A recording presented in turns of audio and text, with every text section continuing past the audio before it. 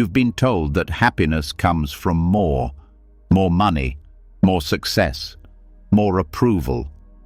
They told you once you have it all, you'll finally feel complete. But if that were true, why do so many people who seem to have it all still feel empty? Why do you still feel restless, anxious, and stuck in the endless cycle of wanting more, always searching for something that seems just out of reach? The truth is, happiness isn't something you chase. It's something you already have, buried deep within you. Buddhist wisdom has been teaching this for centuries, that you don't need to search for wholeness because it's already inside of you. You've been living with it, but you've forgotten. It's not about getting more. It's about realizing you are already complete, just as you are. Tonight, as you listen to this wisdom, something will change. Your mind will slow down. The weight on your shoulders will begin to lift. You'll feel the stillness inside you, like the calm after a storm. And when you wake up tomorrow, you'll see the world in a new light, clearer, more peaceful, more whole. This isn't just another audio to fall asleep to. This is a reminder that nothing is missing in your life. You are already whole. Are you ready to remember? Let's begin. As you settle deeper into the stillness of your mind, let's explore an idea that has the power to change how you see yourself and the world around you. It's an idea that touches the very core of who you are, reminding you that imperfection is not a flaw, but a reflection of the natural beauty of life. You've been taught that wholeness means being perfect, complete, flawless. But what if I told you that true beauty and completeness lie in the cracks, in the unfinished, and in the things you think are missing? This isn't a theory. It's an ancient truth rooted deeply in Buddhist philosophy and aesthetics. A truth that can free you from the constant struggle for more. At the heart of this wisdom lies the Japanese concept of wabi-sabi. This philosophy teaches us to embrace the beauty in imperfection, to find completeness in what seems incomplete. In a world obsessed with perfection, the perfect home, the perfect body, the perfect life, this may sound strange, but the more you explore this idea, the more you'll realize that it's the cracks, the unfinished edges, the worn-out surfaces that make everything truly beautiful. And these imperfections, they are not something to fix or hide. They are the essence of life itself, the proof that life is real, dynamic, and constantly evolving. The concept of wabi-sabi isn't just about appreciating objects. It's about seeing the world differently, about shifting your perspective and understanding that true wholeness comes not from filling the gaps, but from recognizing that the gaps themselves are part of the whole. It's the kind of insight that, when embraced, can change how you feel about yourself, your life, and your place in the world.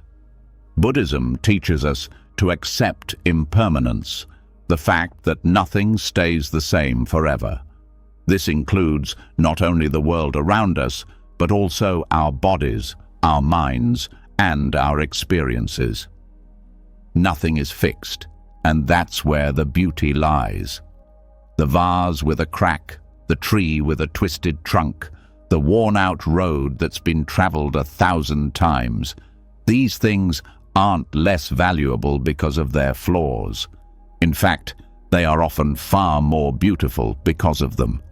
Imperfection holds wisdom that perfection could never offer. In your life, you might feel the urge to always look for what's missing. You might believe that once you fix yourself, your life, or your circumstances, you'll finally feel complete. But what if completeness isn't something to be found through effort, achievement, or success? What if it's already there, in your imperfections, in your history, in your struggles?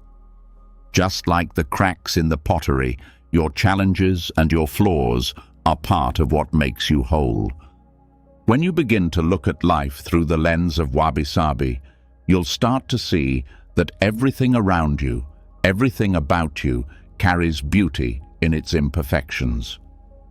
This philosophy teaches us to appreciate things as they are, not as we wish them to be. Everything you need to be whole is already inside you, even in the moments you feel incomplete or broken. In the world of wabi-sabi, nothing is ever truly broken. Instead, it's just waiting to reveal its true beauty. This view challenges everything society teaches us about perfection, success, and what it means to be enough. And by embracing this perspective, you'll find peace in the present moment as you learn to accept yourself completely, imperfections and all. Buddhism doesn't just stop at admiring imperfections in objects or people. It teaches us that our very nature is imperfect, and that's what makes us perfect. In many ways, these imperfections are signs of life. Think about the aging process, for example. As our bodies grow older, we develop wrinkles, scars, and changes that often make us feel insecure.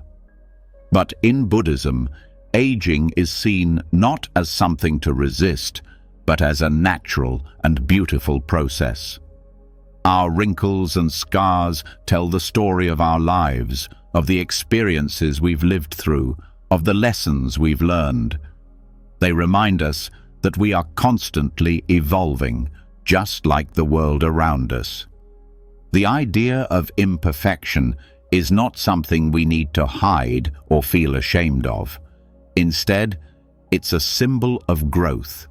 In fact, the acceptance of imperfection is central to many Buddhist practices. The acceptance of the present moment, with all its flaws and difficulties, is a key component of mindfulness. Rather than wishing for things to be different or constantly striving for more, Buddhism encourages us to embrace the present as it is. We don't need to chase perfection because, in reality, there is no such thing.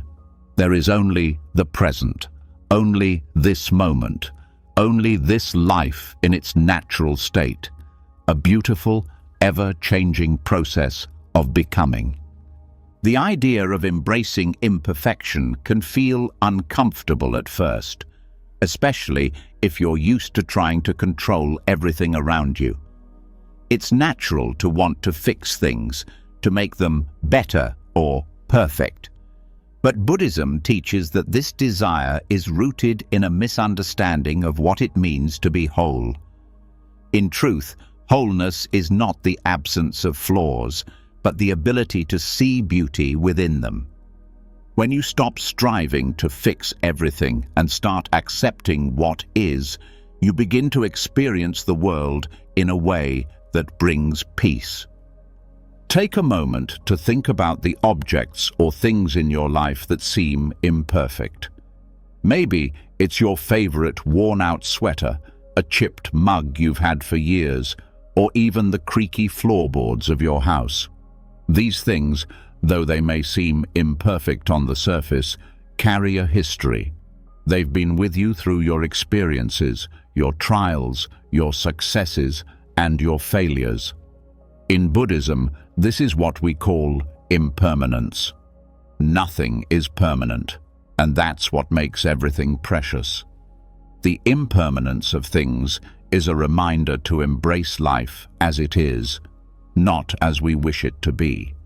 By acknowledging the beauty of imperfection, we can cultivate a deeper sense of acceptance within ourselves. We start to see that we don't need to change who we are to feel complete. Rather than looking for happiness in external achievements or material possessions, we begin to understand that true fulfillment lies within. This realization is both freeing and liberating because it allows us to release the constant pressure to be perfect. Buddhism offers a radical shift in perspective, one that is especially needed in today's world, where so many of us are constantly told that we need to improve, evolve, or achieve more in order to feel worthy. But the truth is, you are worthy just as you are. The pursuit of perfection only adds stress and anxiety.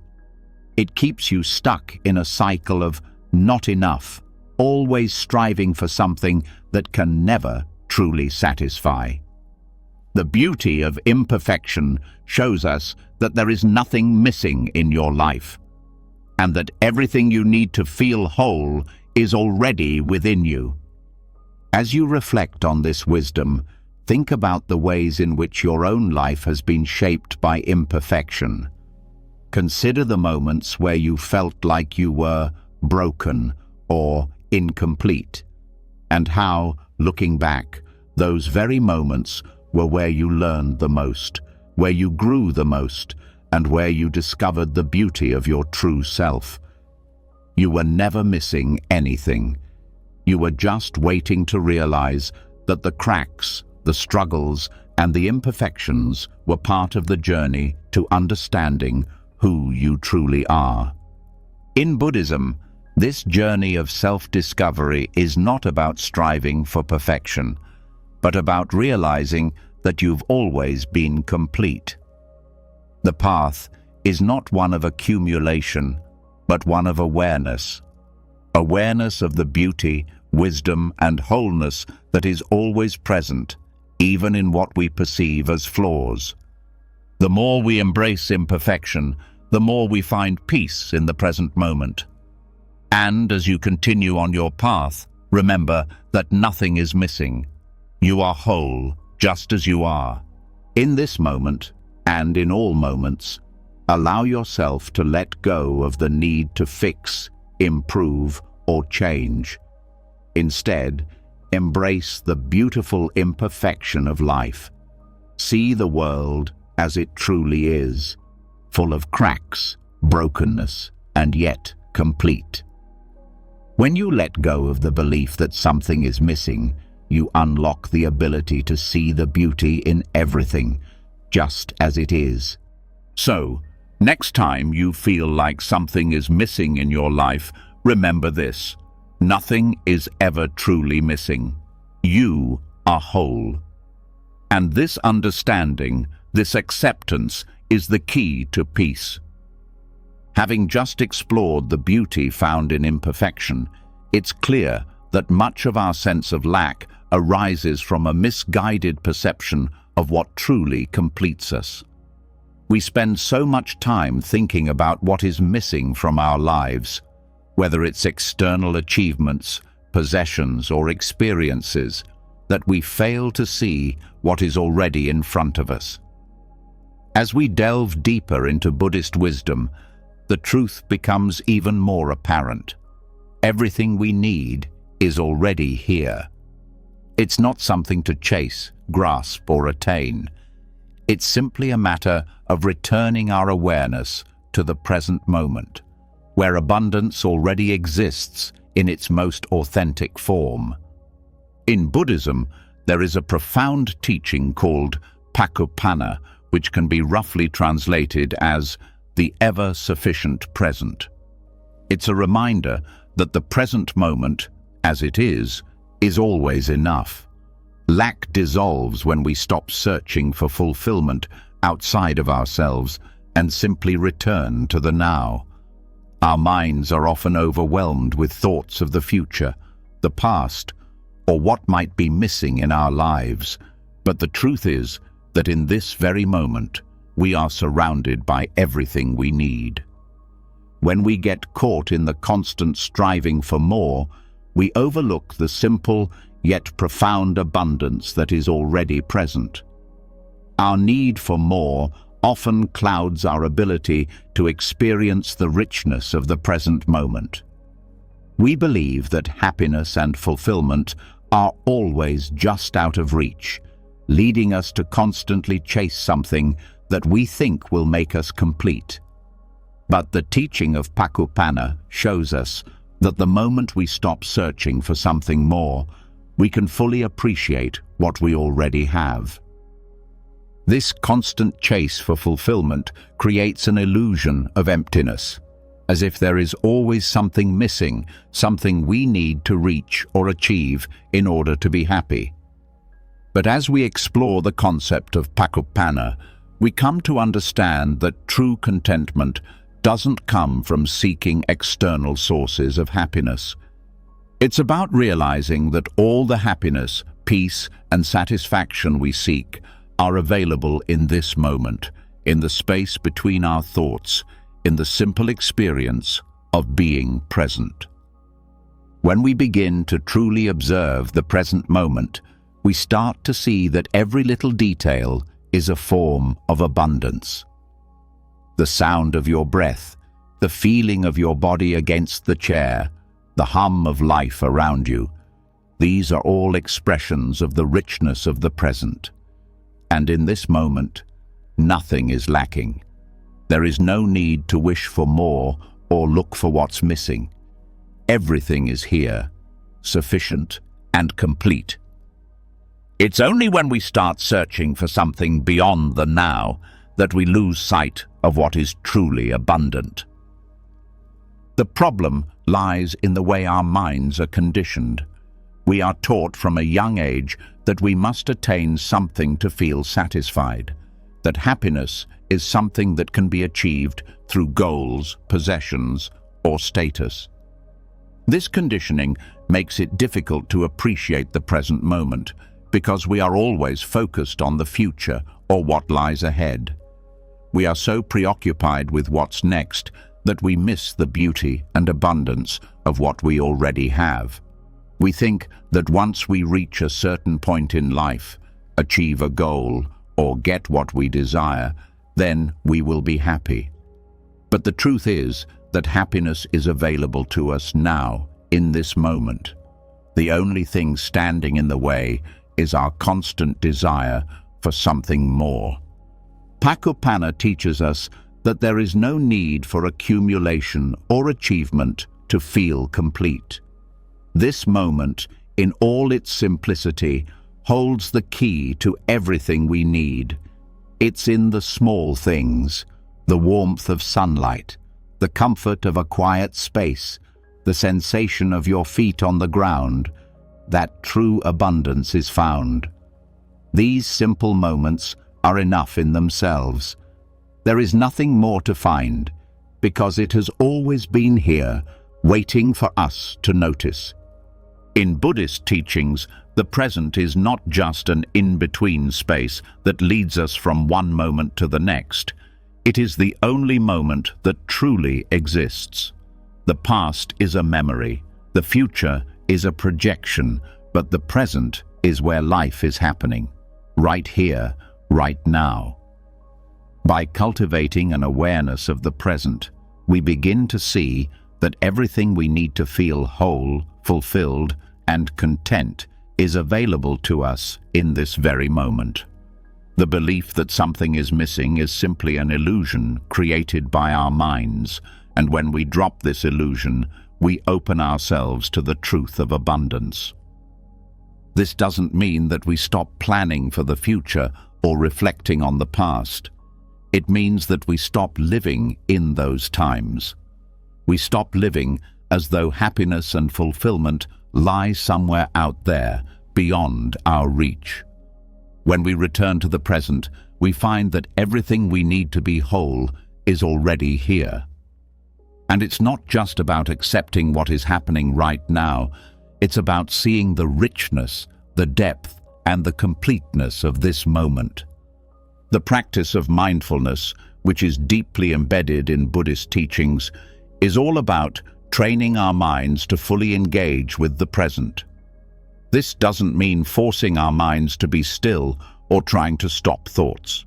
It's about learning to observe without attachment.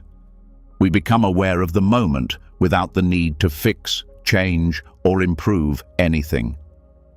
This awareness of the present moment is what reveals abundance. When we stop chasing the future, we start to see the beauty of what is already here. This shift in perspective is transformative. As you cultivate mindfulness and learn to return to the present, you will begin to realize that the struggle for more money, more success, more recognition, is a distraction. These things are not the sources of true happiness. In fact, they often pull us away from what is truly meaningful. The abundance we are searching for isn't hidden somewhere in the future. It's here, in the simplicity of the present moment. And once we come to this realization, something profound happens. The need to fill our lives with more disappears. The need to prove ourselves, to chase after things, vanishes. Instead, we begin to experience the peace of being. We learn to appreciate the simplicity of life, and through this appreciation, we uncover an abundance that has always been there. We stop thinking of the present as something that needs to be fixed or improved, and start seeing it as something that is whole, complete, and enough. The concept of Pakapana isn't just about the present moment. It's about our relationship to time itself. When we are always focused on the future or the past, we lose touch with the now. But the present is where life truly unfolds. By returning to the present, we reconnect with what is real, and in doing so, we discover that everything we need is already within us. The endless pursuit of more, of something outside of ourselves, fades away, and we find that we are already abundant. As you reflect on this idea, notice how much of your energy goes towards seeking something in the future. Whether it's a new project, a new possession, or a new milestone, we often convince ourselves that these things will make us happy. But in truth, when we become present and fully aware of the moment, we realize that nothing is missing. Everything that truly matters is already here. The present moment, in all its simplicity, is enough, and when we cultivate awareness of it, we unlock a deeper sense of peace and contentment. We stop looking for fulfillment outside of ourselves and begin to experience the world exactly as it is, perfect, abundant, and complete. As you move forward in your life, remember that there is no need to constantly search for something more. The abundance you are seeking is already here in the present moment. When you return to this moment, you will realize that you have everything you need. The present moment is not something to wait for. It is the only moment you need. As we journey deeper into understanding the essence of our existence, we begin to see that the concept of emptiness is not something to fear or resist. In fact, it holds the key to liberation, peace, and true understanding. Just like we've explored the abundance of the present moment, where we realize that there is nothing missing, the next step in this realization is grasping the profound Buddhist concept of shunyata, emptiness. This isn't the emptiness of a void or nothingness.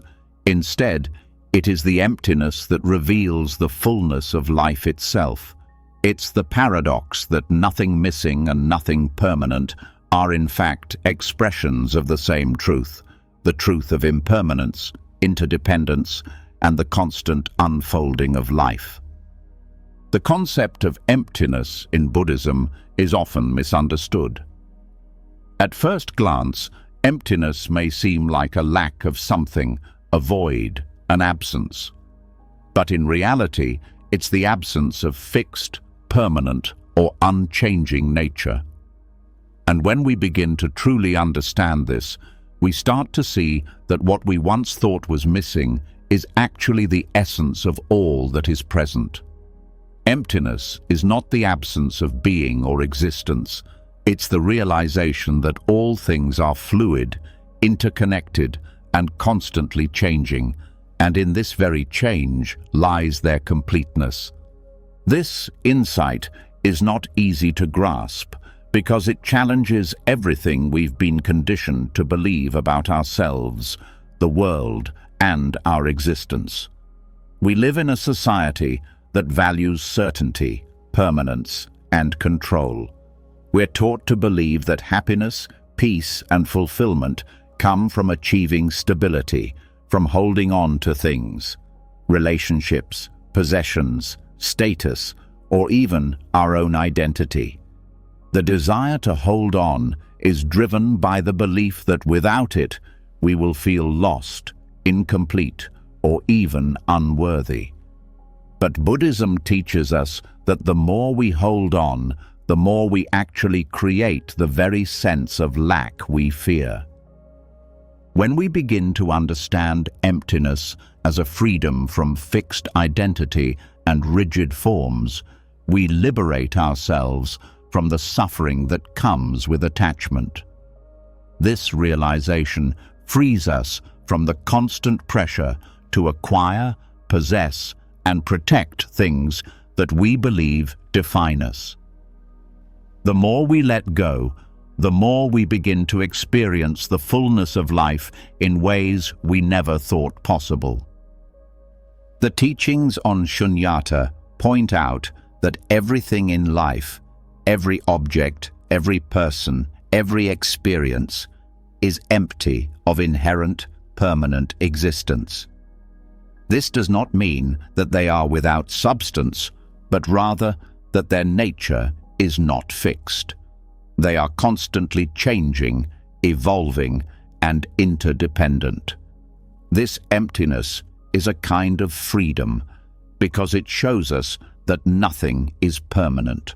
Nothing is meant to stay the same forever. Every experience, good or bad, is part of a natural flow. And when we stop clinging to the idea of permanence, we can embrace life just as it is. The realization of emptiness begins with seeing that we, too, are not fixed or permanent.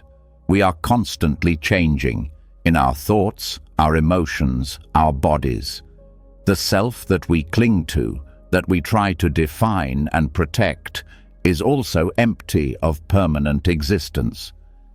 It's like the waves in the ocean. They rise and fall, but there is no wave that exists permanently. The wave is a temporary manifestation of the water. And when we recognize this, we stop identifying ourselves with a fixed identity. We stop attaching to the illusion of permanence, and instead we begin to embrace the fluid, ever-changing nature of who we are. This understanding can be deeply liberating because it shifts our perception of the world. We no longer see ourselves as isolated, separate beings, but as part of an interconnected web of existence. We are not separate from others, from nature, or from the universe. Our existence, like everything else, is shaped by forces beyond our control. And in realizing this, we come to see that nothing is missing. Emptiness does not mean a lack of substance.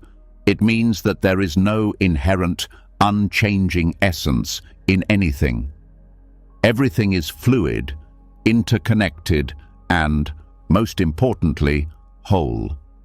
The beauty of emptiness is that it reveals the interdependence of all things. Nothing exists in isolation. Every thought, every feeling, every action has a ripple effect, touching everything else in the web of existence. This realization can bring about a profound shift in how we view the world. We stop seeing ourselves as isolated beings trying to find happiness or completeness through external means. Instead, we see that happiness and peace arise from understanding the nature of our interconnection with everything. Emptiness reveals the fullness of life because it shows us that everything is part of a vast, ever-changing, and interconnected whole. This isn't a concept that can be understood with the mind alone. It's something that must be felt, experienced, and realized through direct awareness. As you begin to reflect on emptiness, notice how the tension and anxiety that comes from holding on to fixed ideas and identities start to dissolve. The more we embrace the truth of impermanence, the more we allow ourselves to experience the fullness of life as it is. We stop resisting the flow of life, and instead, we flow with it. One of the most profound aspects of the realization of emptiness is that it frees us from attachment and craving.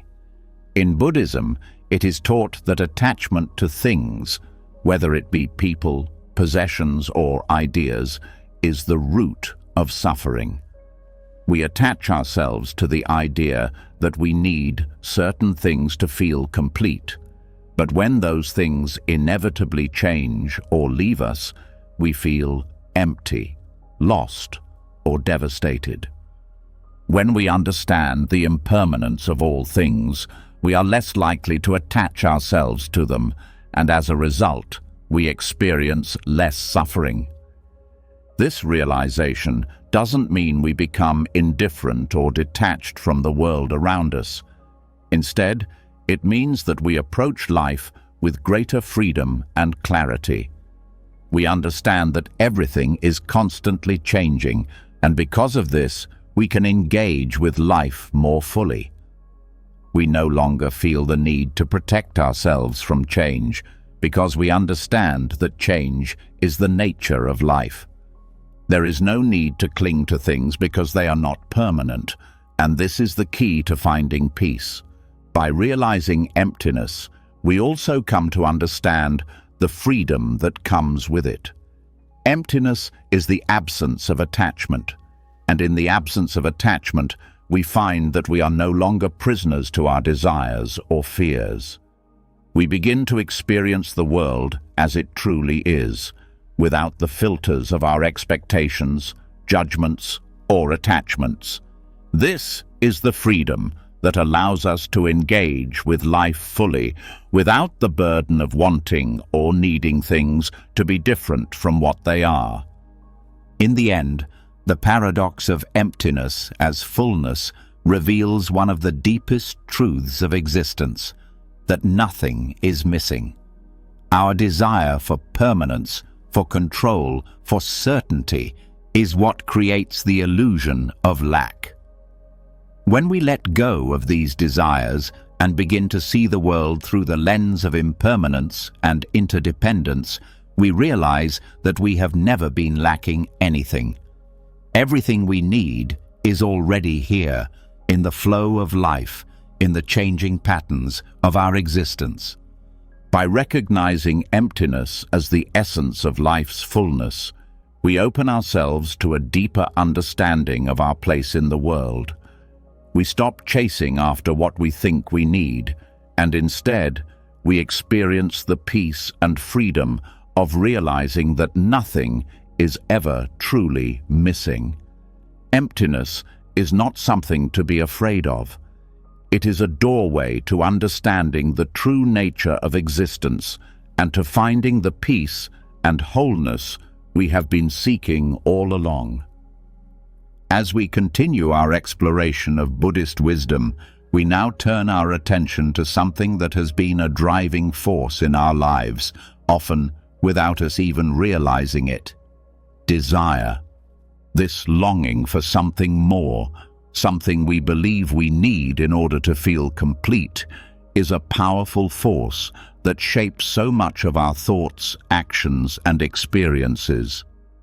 The myth of the next thing has conditioned us to believe that once we get something, achieve something, or acquire something, we'll finally feel whole. But, as we've already seen, true fulfillment does not lie in what is outside of us. It lies in understanding the mind and recognizing the very force that keeps us feeling incomplete. Tanha, or craving. In Buddhism, craving is not just a passing wish for something we might want. It's a deep-rooted desire that convinces us that we are not enough as we are, and that something outside of ourselves will complete us. It tells us that we need a new relationship, a better job, a bigger house, or a certain status in order to feel fulfilled. Yet the more we chase after these things, the more we realize that they never provide the lasting happiness or peace we expect. Instead, they often lead us right back to the same place, feeling restless, anxious, and unfulfilled. The root of this is the belief in the myth of the next thing. It's the idea that once we achieve or obtain something else, everything will be better.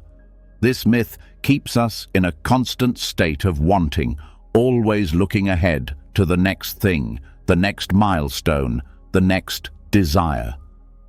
And each time we think we're getting closer, we find that the satisfaction is fleeting. This is where tanha plays a role. It leads us to believe that fulfillment is always just out of reach, that something external to us is what we need to feel whole. The problem with this myth is that desire can never truly satisfy us, because it always leads to the next desire. Once one craving is fulfilled, another one takes its place. It's a never-ending cycle of seeking, attaining, and then seeking again. This is the very nature of craving. It promises happiness, but it only leads to dissatisfaction.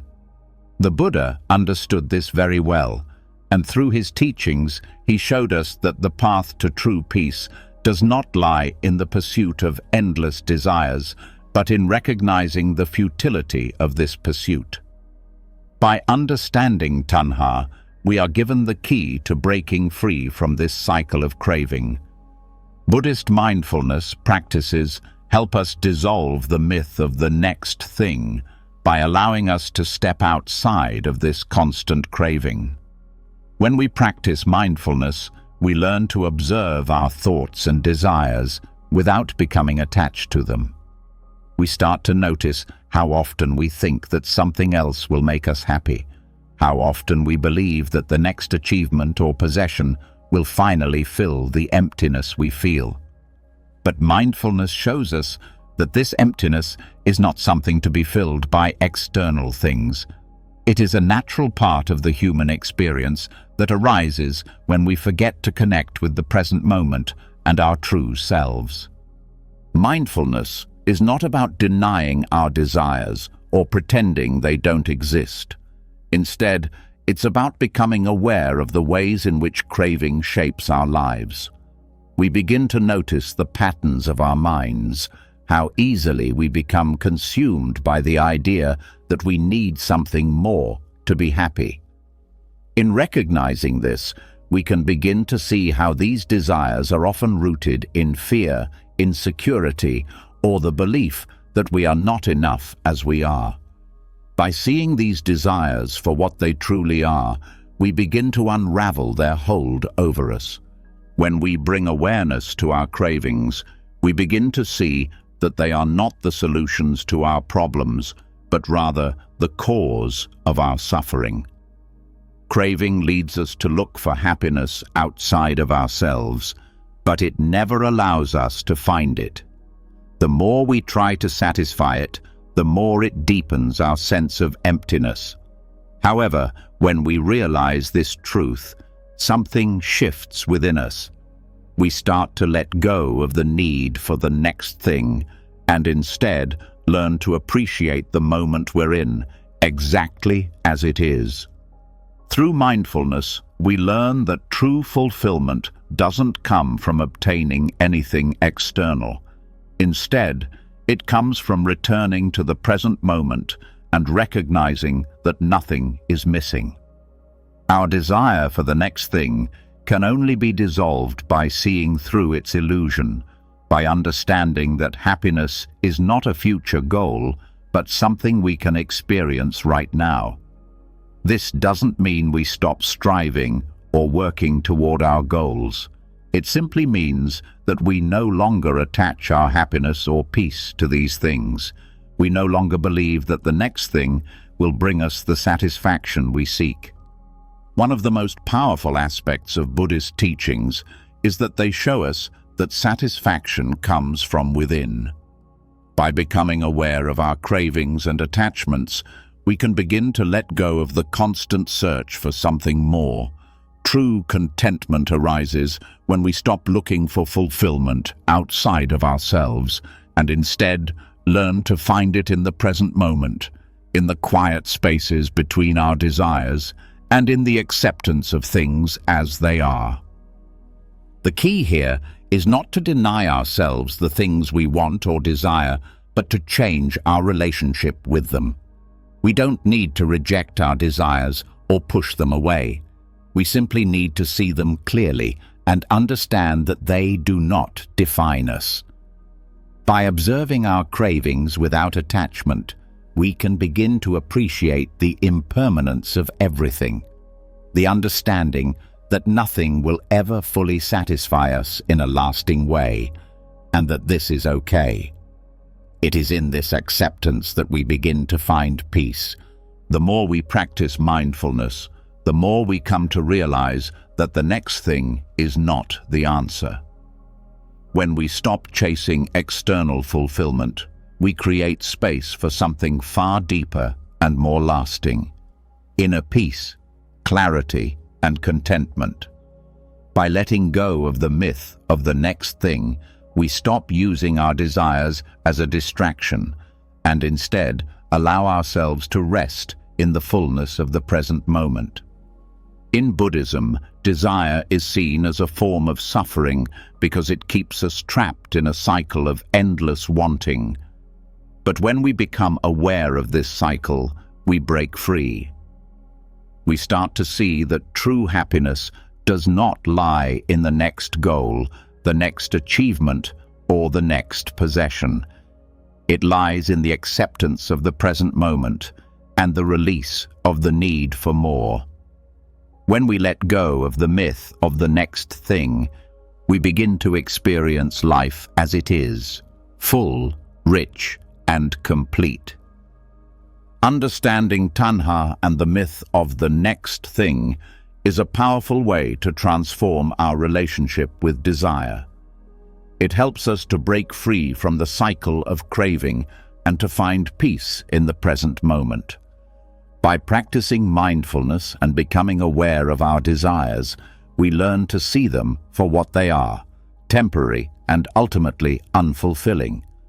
The more we understand this, the less power craving has over us. We stop believing that we need something outside of ourselves to complete us, and instead, we begin to realize that we are already whole. Nothing is missing. This is the truth that sets us free from the endless pursuit of the next thing and allows us to experience the fullness of life right here, right now. As we move forward, it's important to understand that all the teachings we've explored so far, from the abundance of the present moment to the realization that nothing is truly missing, are all part of a larger truth about who we are. The myth of lack, the craving for more, and even the illusion of imperfection all stem from one root cause: the fragmented perception of ourselves. We are taught from a young age to view ourselves as incomplete, as if there's something inherently wrong or broken. But deep within, our true nature has never been broken. It's only the way we perceive it that's fragmented. The mirror mind metaphor, central to the Vajrayana tradition of Buddhism, sheds light on this deep-seated misunderstanding. It teaches that the mind itself, like a mirror, is perfectly whole. What appears to be broken, distorted, or incomplete is simply a reflection of the perceptions we have about ourselves and the world around us. The mirror, in its essence, is flawless. It doesn't change, but simply reflects whatever is placed before it. Similarly, our awareness is unbroken and undisturbed, though the way we see and understand ourselves may be clouded by misperceptions. In the Vajrayana teachings, the mind is described as a mirror that reflects everything, all thoughts, feelings, experiences, and perceptions. Just as a mirror does not change based on what it reflects, our true nature is always the same, clear, whole, and unaltered. The only thing that shifts is what we place in front of the mirror. If the reflection appears distorted or unclear, it's not because the mirror itself has changed, but because the image being reflected is flawed. This is exactly how our minds work. We are not broken. We simply have distorted perceptions that shape how we see the world and ourselves. The mirror mind teaches us that the confusion and dissatisfaction we experience are not inherent to our true nature. Instead, they come from the way we engage with the world, from the beliefs, judgments, and attachments that cloud our perception.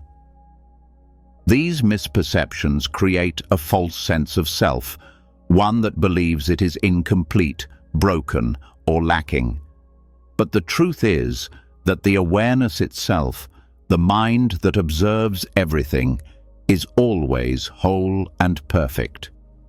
When we realize this, something incredible happens. We stop identifying with the distorted reflections of ourselves and start seeing through the confusion. This understanding frees us from the constant cycle of striving to fix ourselves or attain something outside of us to feel whole. We realize that we have always been whole. We simply need to clear away the mental fog to see it. The mirror, which has always been clear, is not the problem. The problem lies in the images we project onto it. When we recognize this, we no longer need to chase after the illusion of completeness through external achievements or possessions. We can finally rest in the truth that nothing is missing. We are whole, just as we are. This concept brings a deep sense of peace because it challenges the core belief that we must become something in order to feel complete. It isn't about becoming perfect. It's about recognizing the perfection that already exists. It's not about fixing what is broken, but seeing that there was never anything broken to begin with. The mirror mind invites us to look beyond the layers of thought, judgment, and attachment that cloud our understanding of ourselves. It shows us that the clear, undisturbed awareness we seek has always been present within us, waiting for us to remember it. What we often don't realize is that the false perceptions we have about ourselves are rooted in the belief that we are somehow separate from the world. We see ourselves as isolated, incomplete beings, always seeking something outside of us to complete us. But just as the mirror cannot exist without the world before it, we too are intrinsically connected to everything around us. The mind reflects the world, and the world reflects the mind. When we understand that our awareness is interdependent with everything, we can start to see the wholeness of our existence, not as a fixed entity, but as a dynamic, interconnected process. In essence, the mirror mind teaches us that our experience of life is shaped by how we engage with it. If we project a sense of lack or incompleteness, that's what we see reflected back to us. But when we stop identifying with these projections and begin to understand that we are not our thoughts or emotions, we start to see the clarity that lies beneath the surface. The mirror, in this sense, is always clean, always ready to reflect what is in front of it. Similarly, our awareness is always clear, but we must be willing to observe it without the distractions of false beliefs and attachments. One of the most powerful realizations that comes from understanding the mirror mind is the ability to shift our relationship with suffering. So often, we view our suffering as something that defines us, as something that proves we are broken or incomplete. But when we understand that our awareness is not the source of our suffering, but rather how we perceive it, we begin to take the first step toward liberation. Suffering is a part of life, but it does not define us. It is simply a reflection of our mental state, a distortion that occurs when we cling to certain beliefs or attachments. When we let go of these attachments, suffering loses its power over us. The mirror doesn't suffer, it simply reflects. And when we shift our understanding of our mind in the same way, we realize that we too are not broken by suffering, but merely reflecting it. This insight shifts the way we approach our thoughts and emotions.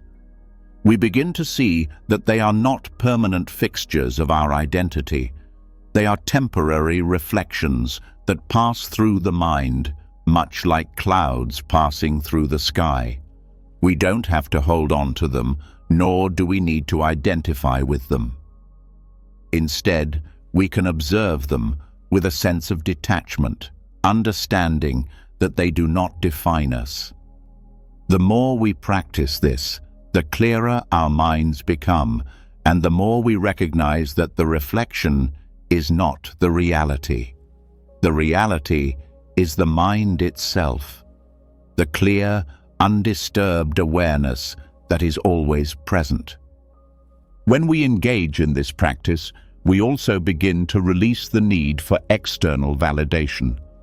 Much of the pain we experience comes from the belief that we are only worthy or complete if others recognize our worth.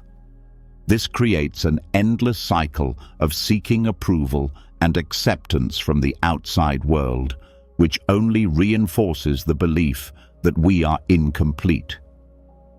But the mirror mind shows us that our worth and completeness are not dependent on the reflections of others. Just as a mirror does not need anyone to validate its reflection, we do not need external approval to feel whole. Our true worth is inherent in our nature, and the more we recognize this, the less we feel the need to seek validation from others.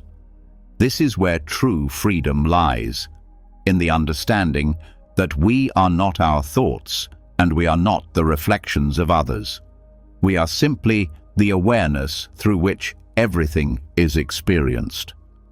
When we let go of the need for validation, we begin to experience the wholeness that has always been there. We stop seeing ourselves as fragmented, separate beings, and instead recognize that we are a part of a larger, interconnected whole. The mirror mind teaches us to stop identifying with the fragmented perceptions that create a false sense of self. The reflections that appear before the mind are not the mind itself. The thoughts, emotions, and experiences that arise are not permanent, and they are not who we are. When we stop clinging to these fleeting reflections, we begin to experience the clarity and wholeness of the mind itself. We realize that the mirror is not broken, and neither are we. This shift in perspective is profound because it frees us from the need to constantly chase after something that will make us feel whole. We no longer need to search for fulfillment outside of ourselves. Instead, we can simply rest in the awareness of our true nature, the mind that has always been clear, whole, and undisturbed. When we recognize this, we find peace, we find freedom, and most importantly, we find that we were never broken to begin with. Having just explored the concept of the mirror mind, it becomes clear that our perception of ourselves and the world is clouded not by the mind itself, but by the constant flow of thoughts that we identify with. These thoughts come and go, often creating a sense of fragmentation and leading us to believe that we are incomplete or lacking. However, what if the true essence of who we are exists in the moments between those thoughts, in the stillness that is often overshadowed by the noise of the mind? This is where the practice of meditation and the discovery of the space between thoughts reveal a profound truth. We have never been broken, and everything we are searching for is already within us.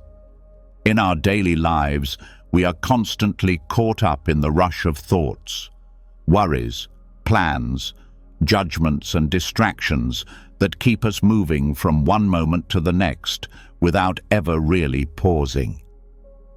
It feels like we are perpetually caught in a whirlwind of internal chatter, never able to fully rest or feel at ease.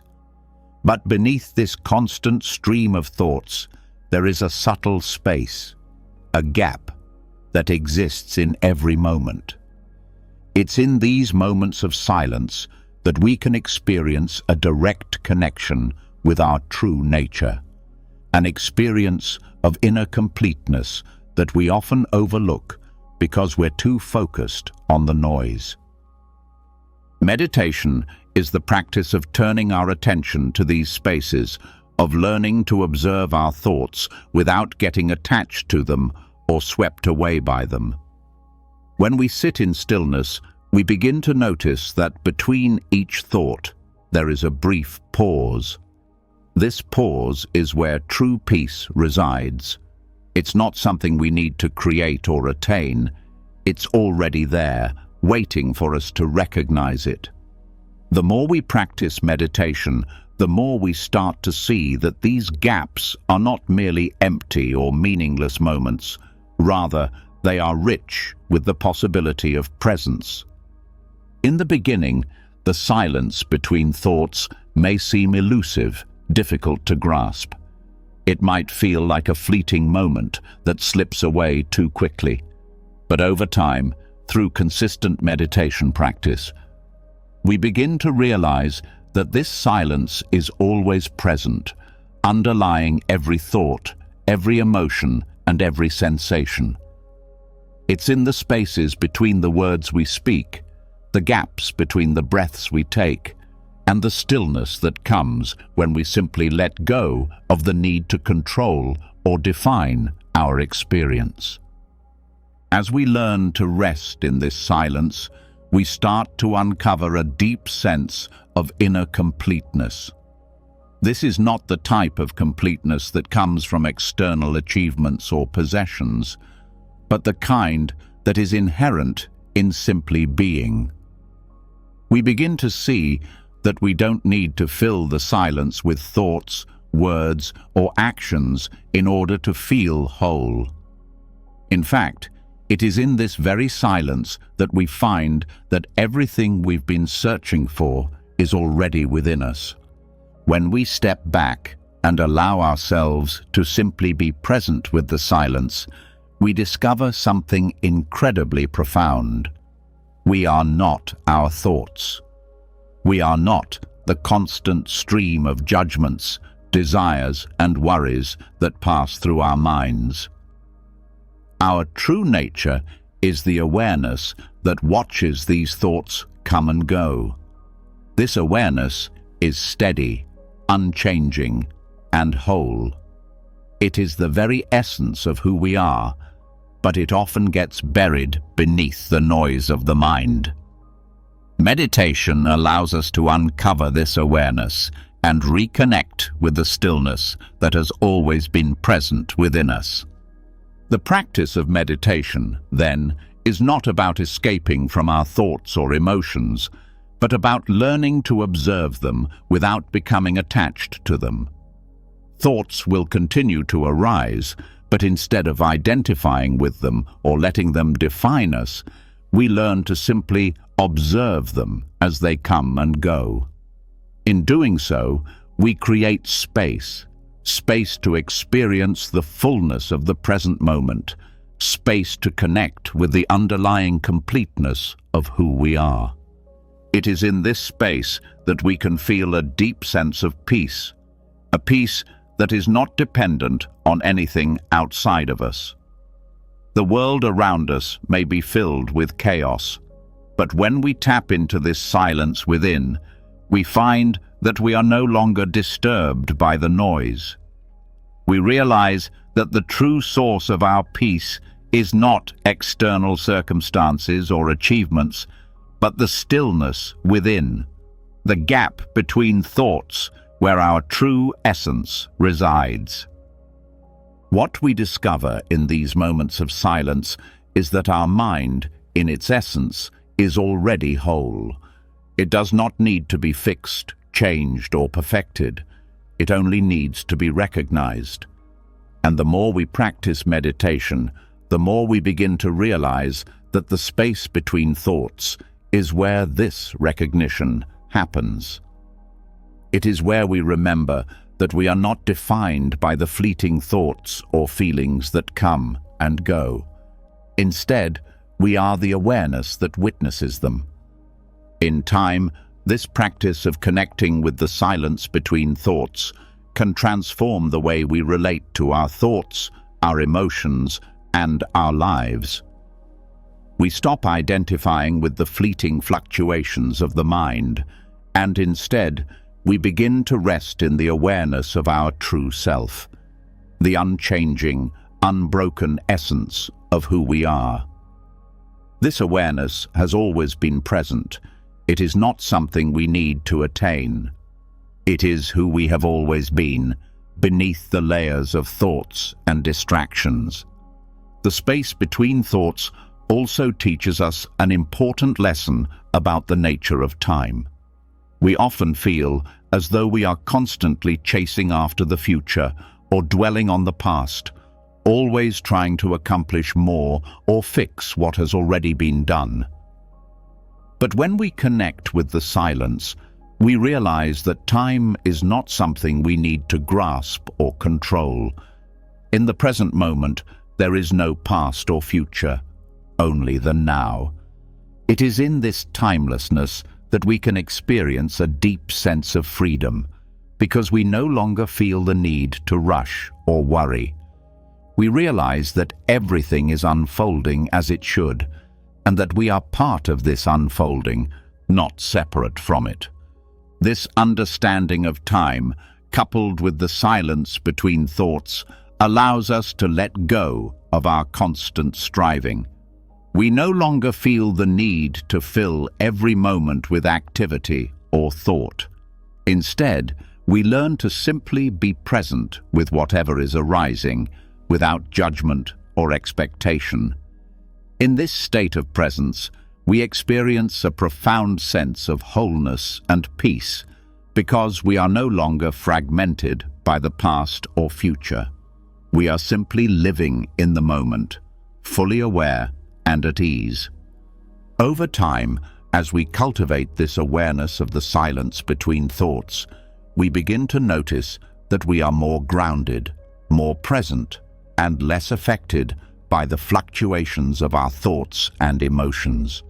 We no longer feel as though we are at the mercy of our minds, but instead we realize that we have the ability to rest in the stillness and experience a sense of deep fulfillment and completeness. This is not a fleeting happiness that depends on external conditions, but a lasting peace that comes from recognizing our true nature. In essence, the silence between thoughts is a direct experience of the wholeness that we have always sought. It is not something we need to achieve, but something we can access right now, in this very moment. By letting go of the need to fill the silence with thoughts or distractions, we make space for the deeper truth of who we are to emerge. We realize that we have never been incomplete. We have always been whole. As we've uncovered the profound silence that exists between our thoughts and the unbroken awareness within us, it's clear that true fulfillment doesn't lie in grandiose achievements or moments of extraordinary insight.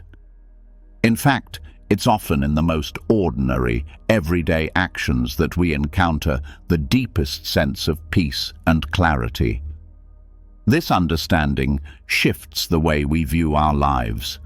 We stop searching for enlightenment in the distant future and instead begin to realize that the present moment, in all its simplicity, is where true wisdom and contentment can be found. The teachings of sati, or mindfulness, remind us that enlightenment isn't reserved for extraordinary experiences, but for the quiet, everyday moments that make up our lives. The simple act of washing a dish, walking a step, or even sitting quietly is an opportunity to connect with the present moment. So often, we overlook these mundane tasks, thinking that true fulfillment lies somewhere else, in the future or in a distant pursuit. But mindfulness invites us to see that every moment, no matter how simple or routine, is a doorway to peace, insight, and wholeness. Mindfulness doesn't require us to escape our lives or seek out extraordinary events. Instead, it invites us to fully engage with whatever is in front of us, no matter how small or insignificant it may seem. It teaches us to be present with what is happening right now, without judgment or distraction. Whether we are washing dishes, taking a walk, or eating a meal, these everyday actions can become profound moments of connection, where we experience life exactly as it is, free from the need to change or escape. The beauty of mindfulness lies in its simplicity. It's not about creating a special state of mind or searching for deep, transcendental experiences. It's about noticing and appreciating the present as it is. When we practice mindfulness, we start to see the depth and richness in everything around us. We notice the texture of the soap as we wash a dish, the rhythm of our breath as we walk, the taste of food as we eat. These simple moments, when fully experienced, become moments of connection, not just with the world, but with ourselves. When we slow down and bring our awareness to the present moment, we can let go of the need to rush through life or constantly seek the next thing. There's no need to go anywhere or do anything extraordinary to find peace. In fact, it's often the opposite. The more we focus on the present, on what's happening right now, the more we discover that true fulfillment doesn't come from external achievements, but from the simple act of being present with whatever is in front of us. It's easy to dismiss the everyday tasks as unimportant, but in doing so, we miss the opportunity to truly live. Life doesn't happen in grand moments of excitement or dramatic achievements. It happens in the small, ordinary moments that fill our day. These moments, when experienced fully and with mindfulness, carry with them the potential for profound wisdom. The act of washing dishes, for example, can become a moment of awareness, not just of the task at hand, but of our mind, our breath, and our connection to the present moment. It's not about how well we wash the dish, but about how we engage with the dishwashing itself with full awareness. When we begin to practice mindfulness in the simple tasks of life, we start to experience a sense of peace that isn't dependent on anything external. It's not about waiting for the perfect moment or the right circumstances. It's about realizing that every moment is the perfect moment for mindfulness, and every action is an opportunity to reconnect with our true nature. Mindfulness helps us to let go of the constant search for meaning or purpose in the big events of life. We stop seeking happiness, peace, or enlightenment in external things, and instead recognize that all of it is available to us in the present moment. The simple act of walking can become a meditation. The act of washing a dish can become a way to center ourselves. These ordinary moments are not distractions or obstacles to our spiritual practice. They are the practice itself. They invite us to be fully present, to see the world as it is, and to experience life without judgment or expectation. This shift in perspective can change the way we approach everything in our lives. We stop rushing through tasks, trying to get to the next thing. Instead, we start to appreciate the richness of the moment, even in the most mundane of actions. Mindfulness transforms our experience of life, allowing us to live more fully, more completely, and with a deeper sense of peace. We no longer feel the need to chase after enlightenment or happiness, because we realize that they are already here, in the simple, everyday moments of life. The key to mindfulness is awareness, being fully present with whatever is happening without distraction or judgment. This isn't something we have to strive for. It's simply a matter of paying attention to the world around us. When we walk, we walk. When we eat, we eat. When we wash dishes, we wash dishes. These actions, when done with mindfulness, become opportunities to experience life more deeply, more fully, and more authentically. Through mindfulness, we learn that the essence of life is found not in seeking something more, but in being present with what we already have. The act of washing a dish, for example, is not just about cleaning. It's about engaging with the present moment, feeling the warmth of the water, noticing the texture of the dish, listening to the sound of the water running. In that moment, there is no need to think about the past or the future. There is only the present, and in that presence, we find everything we need. The simplicity of the moment becomes profound. The beauty of this practice is that it is available to us at all times.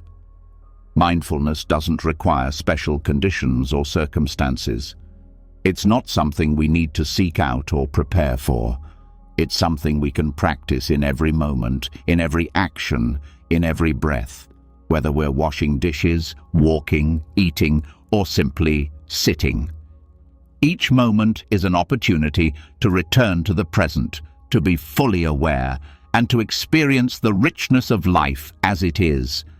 In a world that constantly encourages us to move faster, achieve more, and seek more, mindfulness offers a different way of being.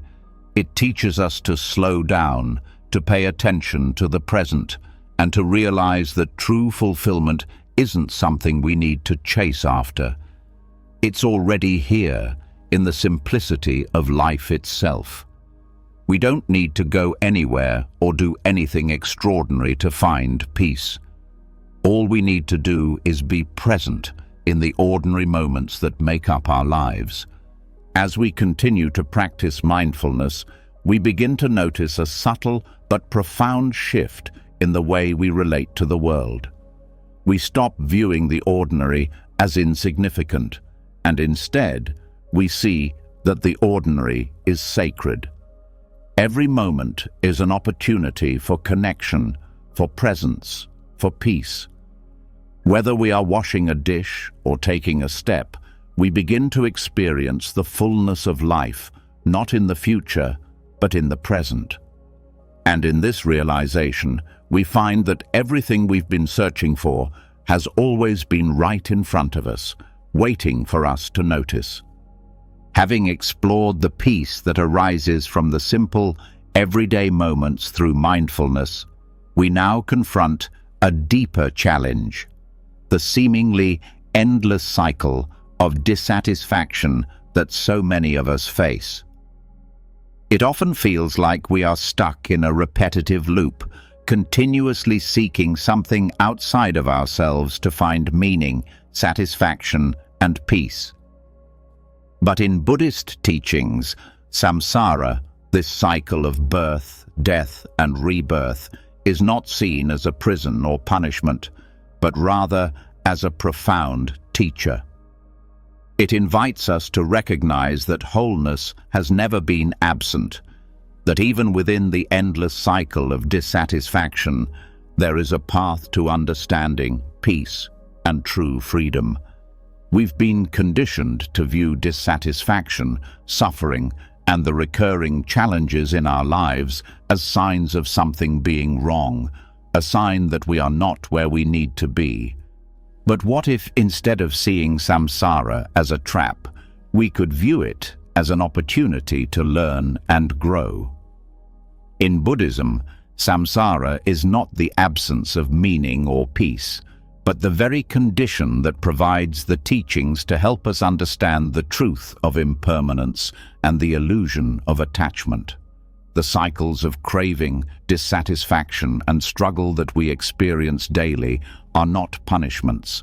They are invitations to recognize the fullness of life that is always available, if we learn to embrace it.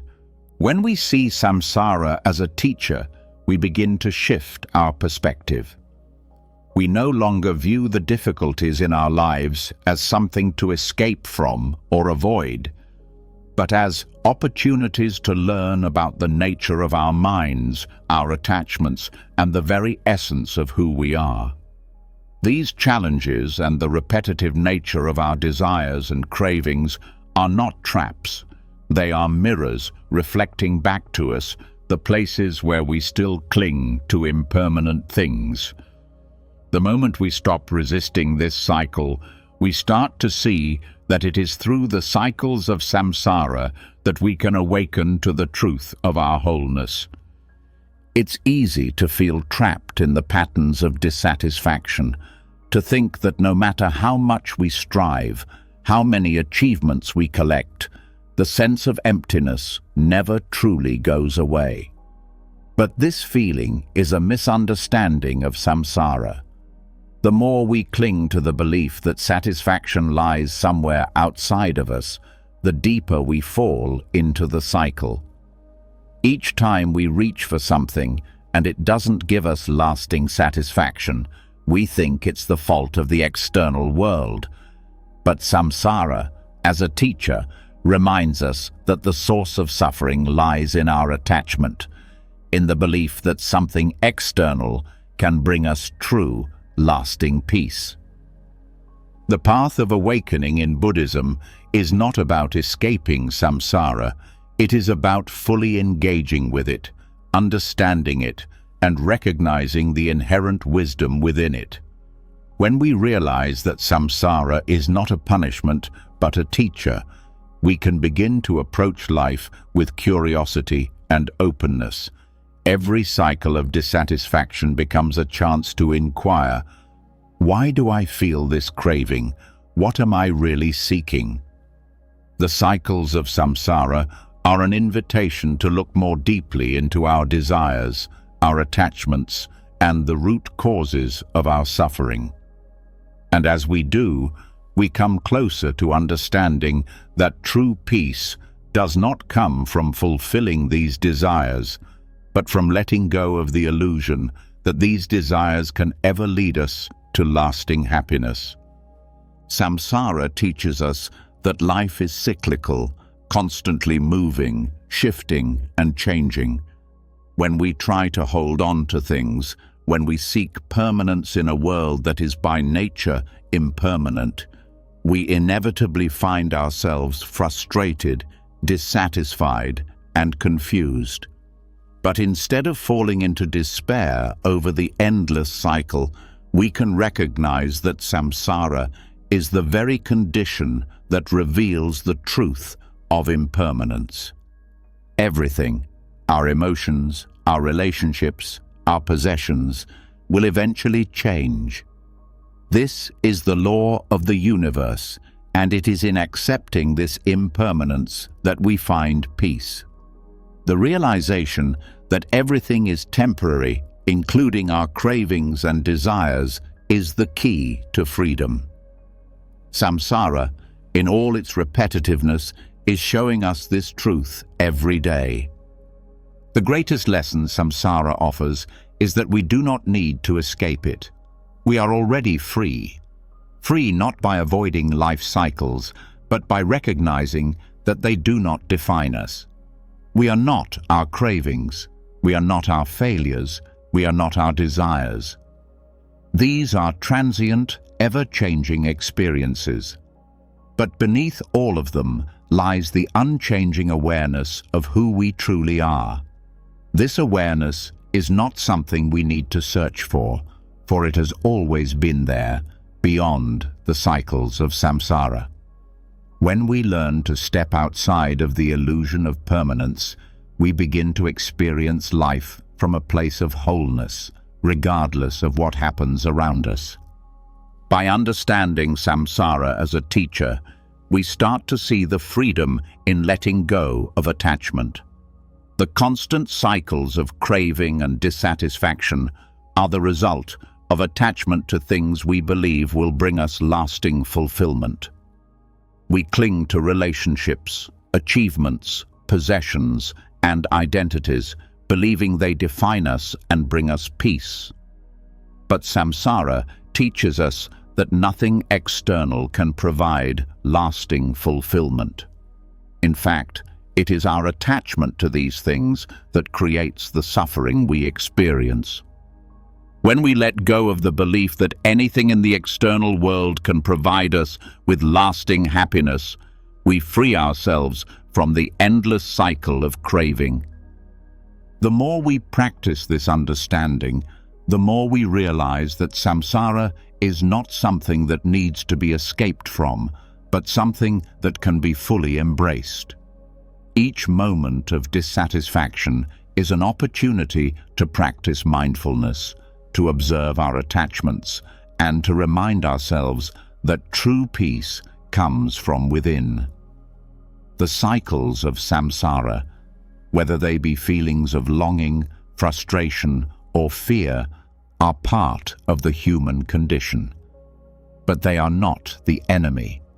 They are the path.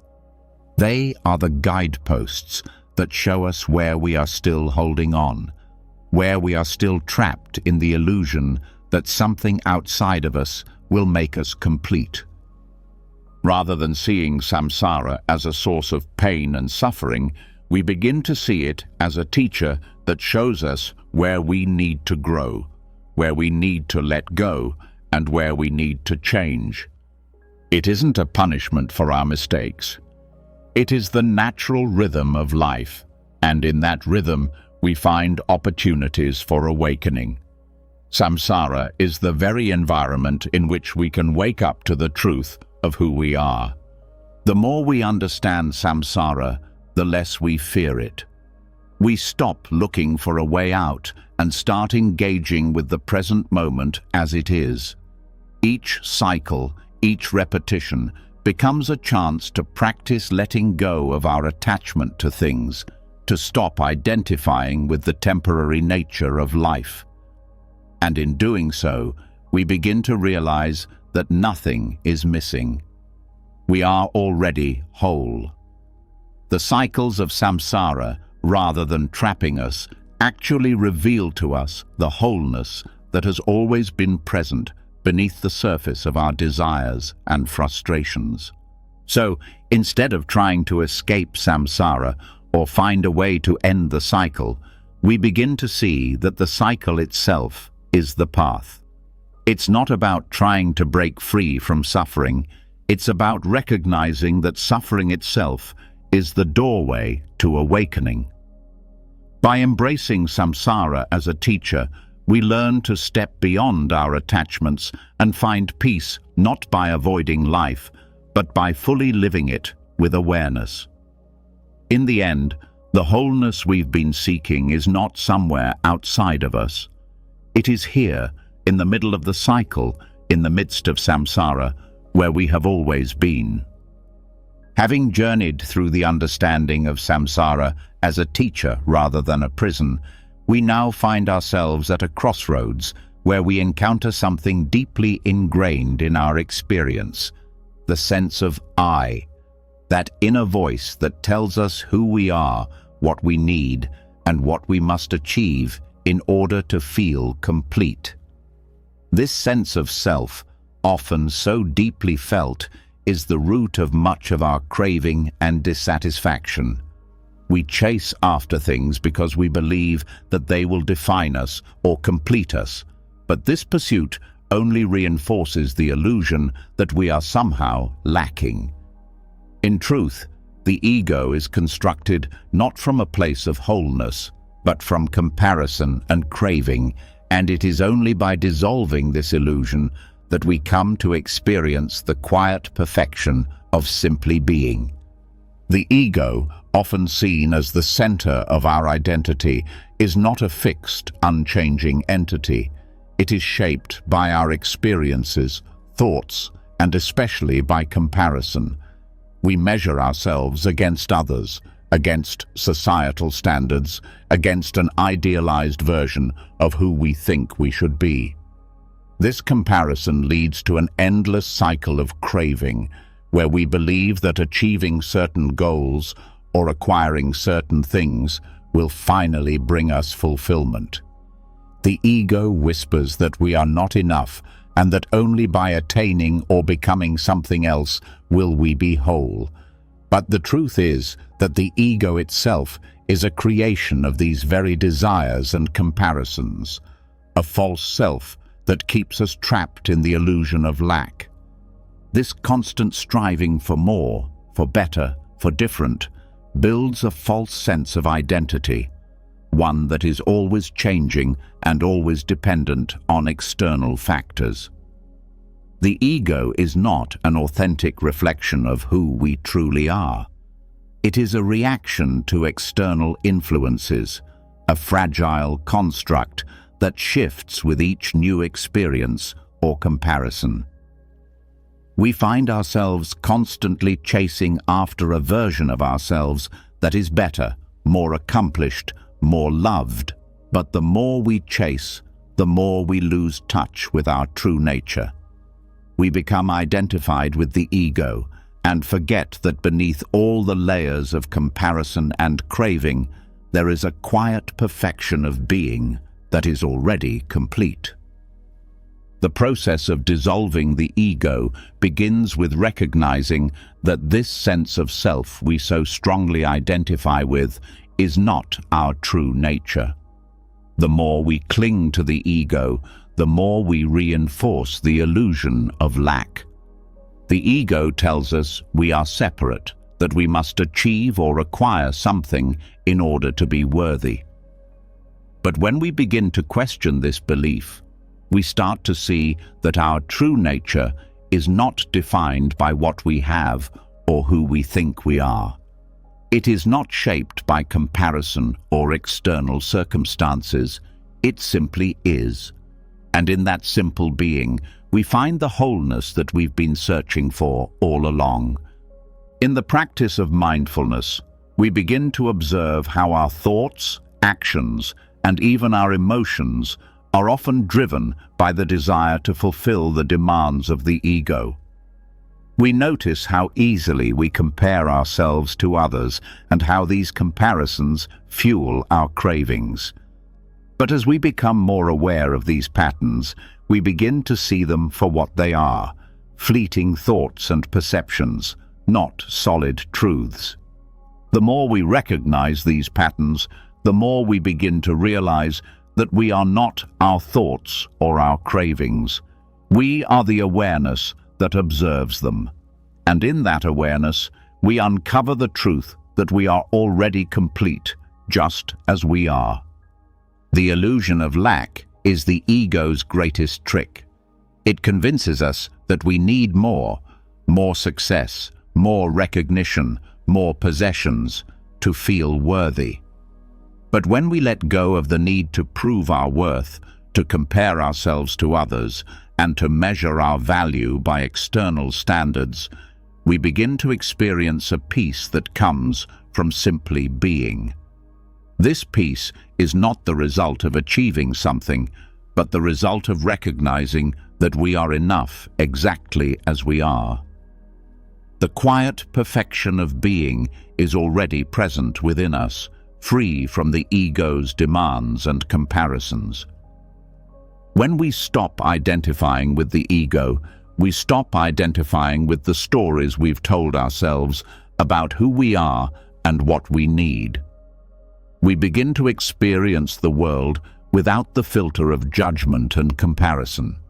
We stop seeing ourselves as separate from others, and instead we recognize our deep interconnectedness with all beings. We see that we are not lacking anything. We have always been whole. This realization is not something that we have to work toward. It's simply a matter of letting go of the illusion of separation that the ego creates. As we begin to dissolve the ego's grip on our identity, we start to experience a sense of freedom that is beyond the reach of craving or comparison. We no longer need to prove ourselves or compete with others. We no longer need to chase after external validation. True freedom arises when we stop trying to be something we are not and simply rest in the peace of who we already are. This is the quiet perfection of being, the awareness that we are not our achievements, not our failures, but the unchanging, perfect awareness that observes them. In understanding the ego's illusion of lack, we begin to see the paradox that lies at the heart of spiritual awakening. The more we let go of the desire to become something or attain something, the more we realize that we have never been anything less than whole. The ego tells us that we need to change, that we need to do more, but in truth, the only thing that needs to change is our perception.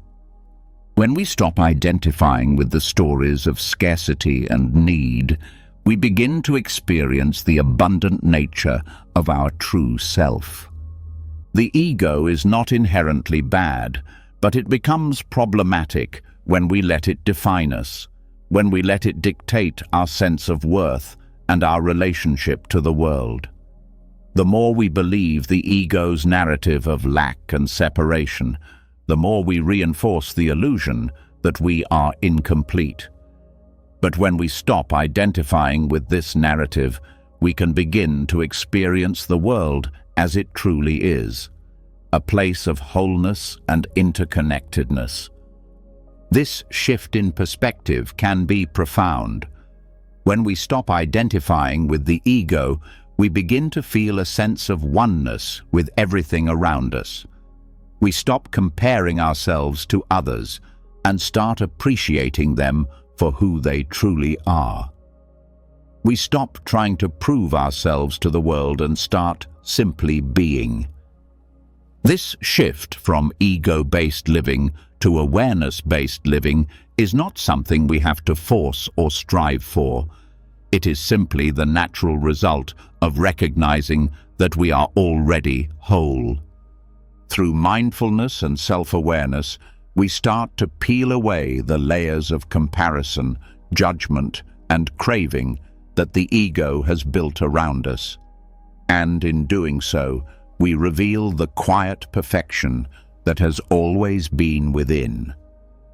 The more we let go of the ego's need to define us, the more we begin to experience the peace, contentment, and fulfillment that are already part of our true nature.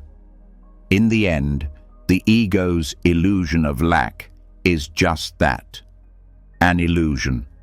Once we see through it, we discover that we have never been lacking anything. We are already perfect, just as we are. As we begin to dissolve the illusion of the ego and experience the quiet perfection of being, we step into a deeper understanding of ourselves and our connection to the world. This understanding opens the door to one of the most profound and transformative aspects of the human experience: compassion. Compassion, often misunderstood as self-sacrifice or something that drains us, is actually a path to wholeness. It is not an act that depletes us, but one that unites us with others in the most powerful way. True compassion, karuna, arises when we realize that the suffering of others is not separate from our own. In this realization, we begin to see that when we extend compassion, we are also healing and completing ourselves. For so long, we have been conditioned to see compassion as a kind of charity, something we do for others at the cost of ourselves.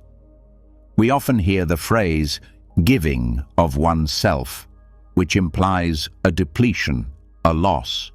But in the context of karuna, true compassion is not about giving away something we cannot afford to lose. It's not about putting others' needs above our own at the expense of our well-being. Compassion is the recognition that we are all interconnected, and in recognizing the pain of another, we come closer to the truth of who we are. The suffering of others is not something that exists outside of us. It is something that reflects our own struggles, our own humanity. And in acknowledging this, we begin to experience a profound sense of wholeness and unity. This shift in understanding changes the way we approach compassion. Rather than seeing it as an obligation or a sacrifice, we begin to understand it as an act of unity. When we extend compassion, we are not only helping others, but we are also embracing and healing ourselves. The more we see that others' suffering is not separate from our own, the more we realize that by relieving their pain, we are also addressing the pain within us. True compassion unites. It connects us to each other, and in doing so, it brings us closer to the fullness of our own being. To understand this fully, we need to look at how attachment and ego often distort our perception of compassion. The ego tells us that we are separate, that we are isolated beings who must protect and prioritize ourselves. In this worldview, extending compassion can feel like a sacrifice, a loss of energy or resources for someone else's benefit. But when we dissolve the ego and see through the illusion of separation, we begin to see that to help another is to help ourselves. Our suffering is not isolated. When one person suffers, it affects the whole. And when one person heals, the ripple effects extend outward, touching everyone. This realization brings with it a shift in how we experience compassion. It is no longer something that drains us, but something that replenishes us. We begin to recognize that when we serve others, we are not losing something. We are gaining something that is fundamental to our well-being. Compassion, rather than being a sacrifice, becomes a return to our true nature. It is a recognition that our well-being is tied to the well-being of all others. When we lift the burden from another, we, in turn, experience a sense of freedom and peace within ourselves. This is the power of karuna. It is not just an act of kindness, but an act that completes us. The practice of compassion does not ask us to give up our needs or neglect our own well-being. Instead, it asks us to expand our awareness beyond our individual experience and recognize the interconnectedness of all beings. It invites us to see that our happiness, peace, and fulfillment are not separate from those of others. This understanding dissolves the barriers of separation that the ego has built, allowing us to act with greater love, care, and presence. As we give to others, we are not just sharing resources, we are sharing a sense of unity. The recognition that in helping others, we are helping ourselves. In the practice of mindful compassion, we begin to see that the act of extending love, care, and understanding to others is not just an altruistic gesture, but a path to healing our own wounds. The more we open ourselves to the suffering of others, the more we come to understand our own suffering. Compassion becomes a mirror that reflects back to us the parts of ourselves that need attention, care, and love. By acknowledging the pain of others, we also acknowledge our own vulnerability and humanity. This act of recognition is what brings us to wholeness. It is through compassion that we see our interdependence and the truth that we are not separate, but part of a greater whole. True compassion is also about presence, being there for another without trying to fix or change their experience. Often, we feel compelled to alleviate another's suffering by offering solutions or advice. But compassion doesn't require us to have the answers. It only requires us to be present, to listen, and to offer our hearts without expectation. This is the beauty of karuna. It is not about the act of fixing someone's pain, but about offering them the space to be, to feel, and to experience their emotions without judgment. In doing this, we allow others to feel seen and heard, and in that simple act of presence, we create a space for healing. This is why compassion is so deeply transformative. It does not require us to be perfect or to have all the answers. It only requires us to open our hearts, to recognize the suffering of others as our own, and to be present with them in their pain. The more we practice this kind of compassion, the more we see that our humanity is bound together. When one person suffers, we all suffer, and when one person heals, we all heal. This truth is not just a philosophical idea, but a lived experience. The more we engage in compassionate action, the more we experience the unity of all beings. As we begin to practice compassion, we start to shift our perspective on our own suffering as well. No longer do we see it as something that separates us from others, but as something that connects us to them. Our pain becomes a doorway to understanding, a way to bridge the gap between ourselves and others. When we allow ourselves to feel compassion for others, we also open ourselves up to receive compassion from others, from the world, and from ourselves. This exchange of compassion is not depleting, but enriching. It is a cycle of love and healing that nourishes us all. In the end, compassion is not about sacrifice, it is about recognition. It is about recognizing that we are not separate from one another, and that in helping another, we are also helping ourselves. When we dissolve the illusion of separateness, we see that compassion is the natural expression of our interconnectedness. It is not something we have to work for or strive to do. It is simply who we are, waiting to be expressed. Through compassion, we return to the truth of our being, and in doing so, we experience the wholeness that we have always sought. Having explored the profound impact of compassion and the realization that we are all interconnected, we now turn our attention to a deeply important aspect of our inner experience: contentment. In a world that constantly tells us that we need more possessions, more success, more approval. It's easy to feel like we are always falling short, always reaching for something just beyond our grasp.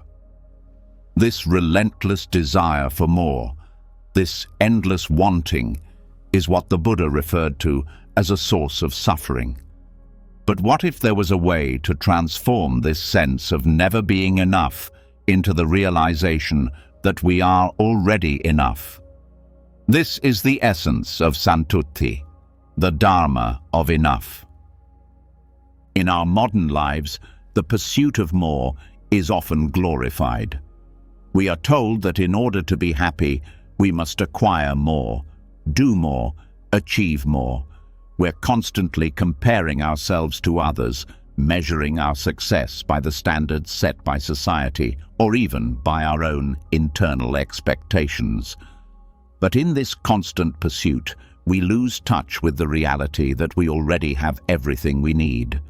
This endless desire for more often leads to feelings of inadequacy, frustration, and dissatisfaction. We are never quite satisfied, no matter how much we acquire, because the desire for more is insatiable. But when we practice contentment, we shift our entire relationship with the world. The practice of Santutti teaches us to see the richness in what we already have. It's not about giving up on our aspirations or ambitions, but about recognizing that true fulfillment does not come from external possessions or achievements. Instead, it comes from cultivating an internal sense of peace, of knowing that we are already complete, exactly as we are. This realization allows us to step out of the cycle of craving and seeking into a place of deep inner satisfaction. The simple act of being content with what we have, rather than constantly chasing after something more, opens up a profound sense of freedom.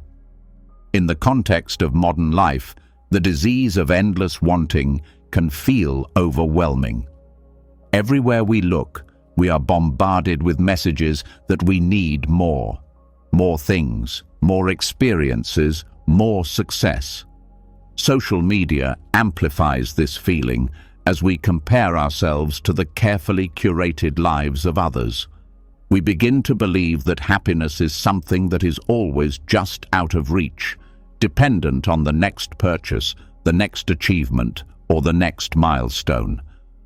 But the teachings of Santutti show us that this constant yearning only keeps us trapped in a cycle of dissatisfaction. We believe that something is missing, that we are lacking, but the truth is that we are already whole.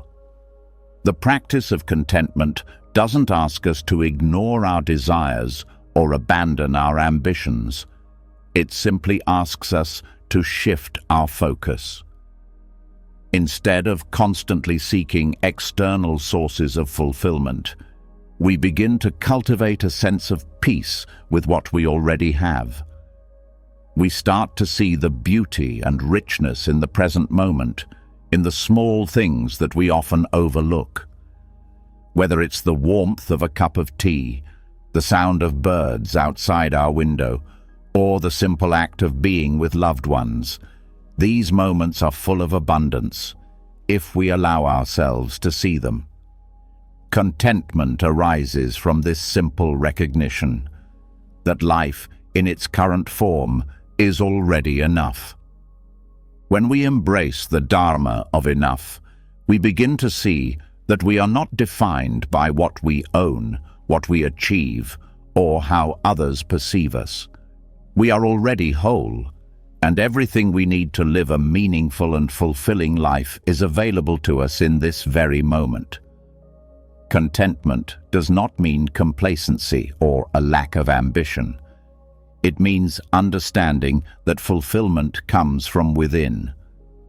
We begin to see that we don't need to constantly reach for something else in order to be happy. Happiness arises from being present with what is and recognizing that we have everything we need right now. The true power of Santutti lies in its ability to break the cycle of craving. When we cultivate contentment, we stop seeing life as a series of unmet needs, and instead begin to experience it as a rich and abundant offering. This shift in perspective transforms our relationship with the world.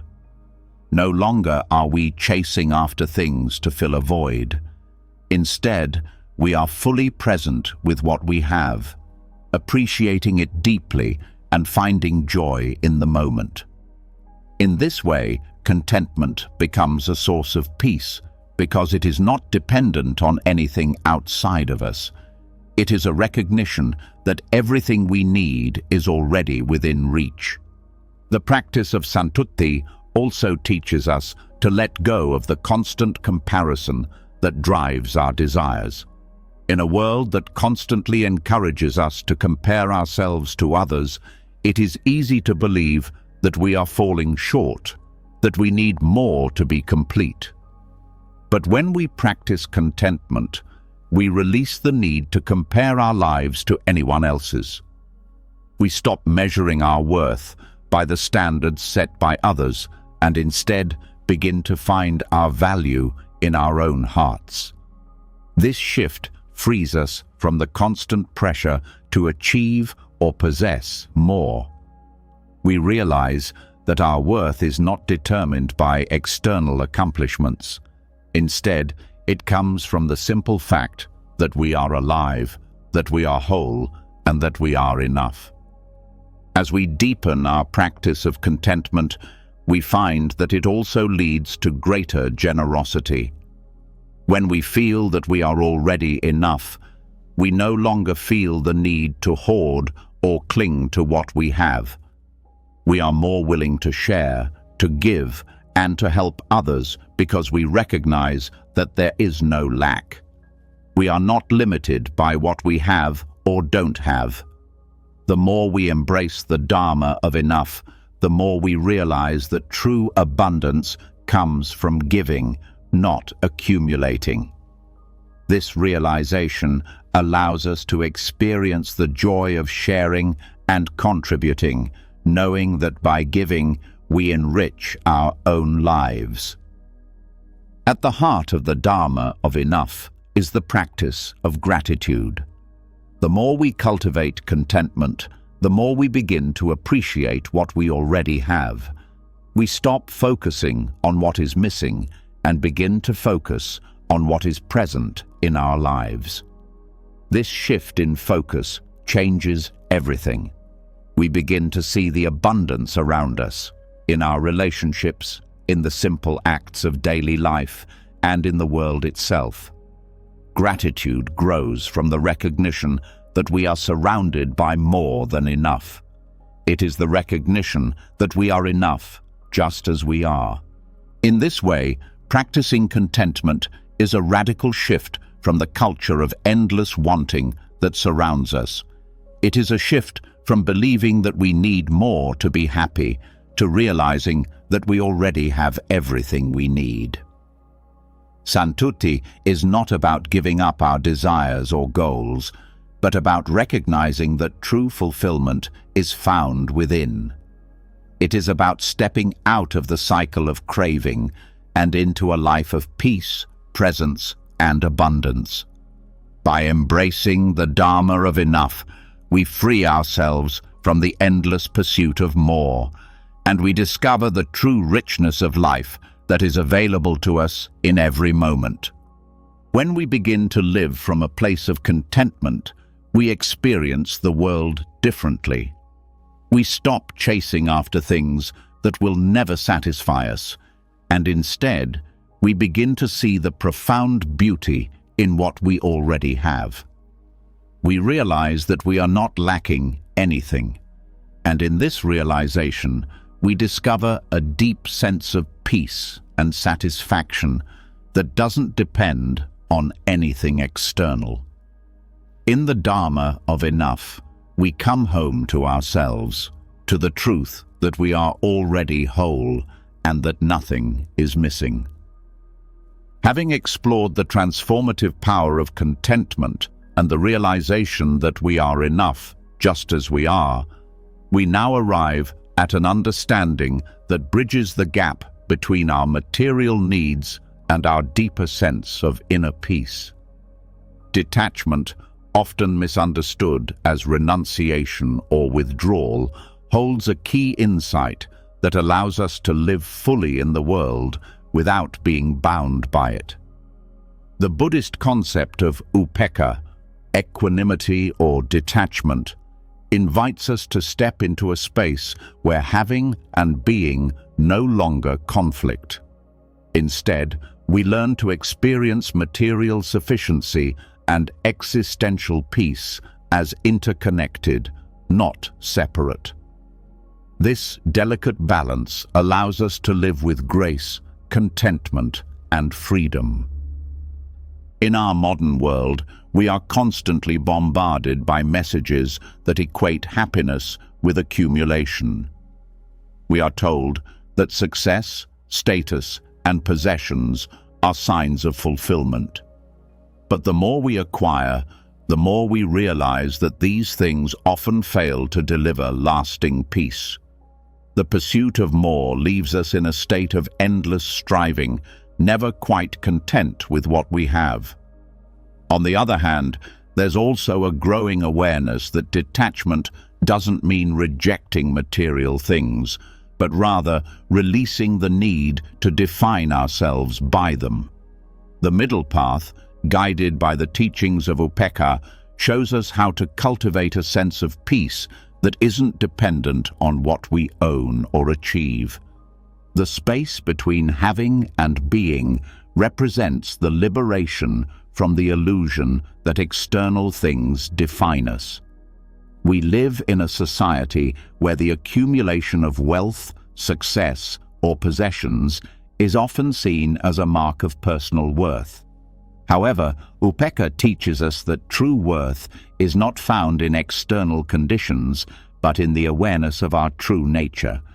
When we detach from the need to have more, we open up space to simply be. This isn't about rejecting life's pleasures or material goods, but about understanding that our peace and happiness are not dependent on them. By practicing equanimity, we learn to live without grasping, to receive without clinging, and to give without attachment. Upekkha doesn't ask us to abandon the world or our desires. It asks us to recognize that our peace is not contingent on what we have or don't have.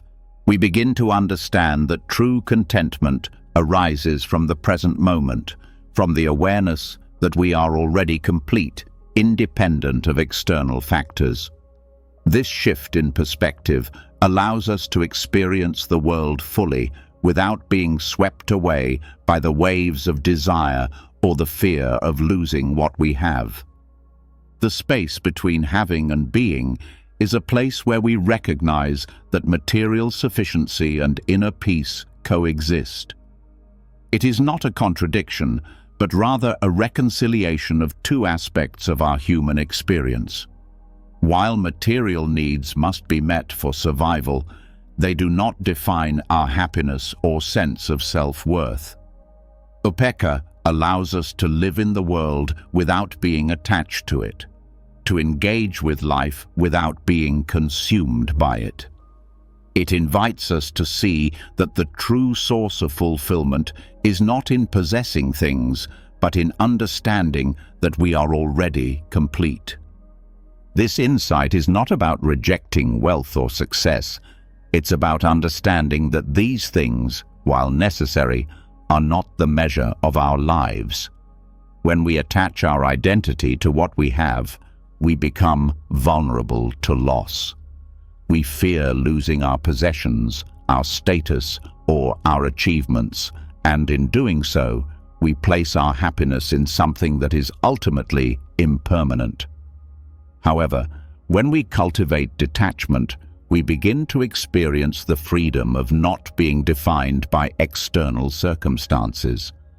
We realize that our true self is not defined by what we have or don't have, but by who we are at the core. In Buddhist teachings, Detachment does not mean indifference or neglect.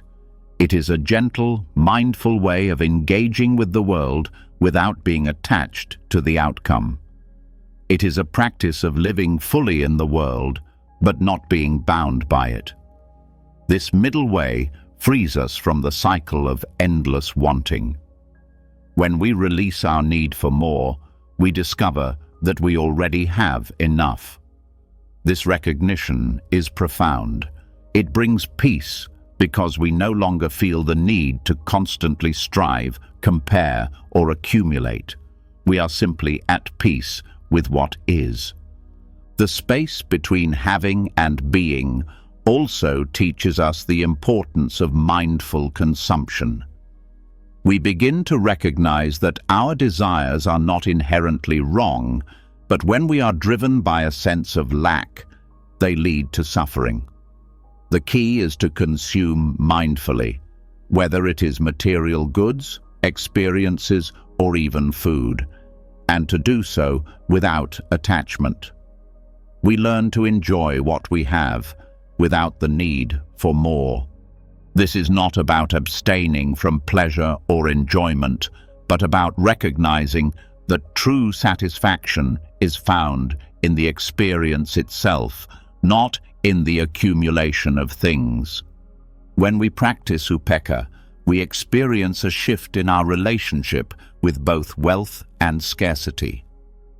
We stop seeing wealth as the source of happiness and scarcity as the source of pain. Instead, we recognize that contentment comes from within. Whether we have much or little, we begin to realize that peace does not come from acquiring things, but from the awareness of the present moment. We stop thinking of life as a series of goals to be achieved or obstacles to be overcome. Instead, we see that life itself is a gift, and the experience of being alive is enough. This acceptance of what is brings us peace because we no longer need to chase after something more. This doesn't mean we become passive or indifferent to the world. Upekkha invites us to be active participants in life, but without the need for control or possession. It teaches us that we can engage fully with life without being consumed by it. We can pursue our goals, but we don't need them to define us. We can enjoy the pleasures of life, but we don't need them to give us a sense of worth. By finding the space between having and being, we open ourselves to a life of freedom and peace, free from the pressure of needing more. When we begin to live from this space of detachment, we start to notice a profound change in our daily experience. We are no longer driven by the need for approval, validation, or accumulation. We simply live. We begin to find joy in the simple act of being, in the moments when we are not striving, comparing, or chasing. This is the freedom that comes from practicing detachment. We engage with the world, but we are no longer controlled by it. By embracing upekkha, we dissolve the false belief that our worth is tied to what we have.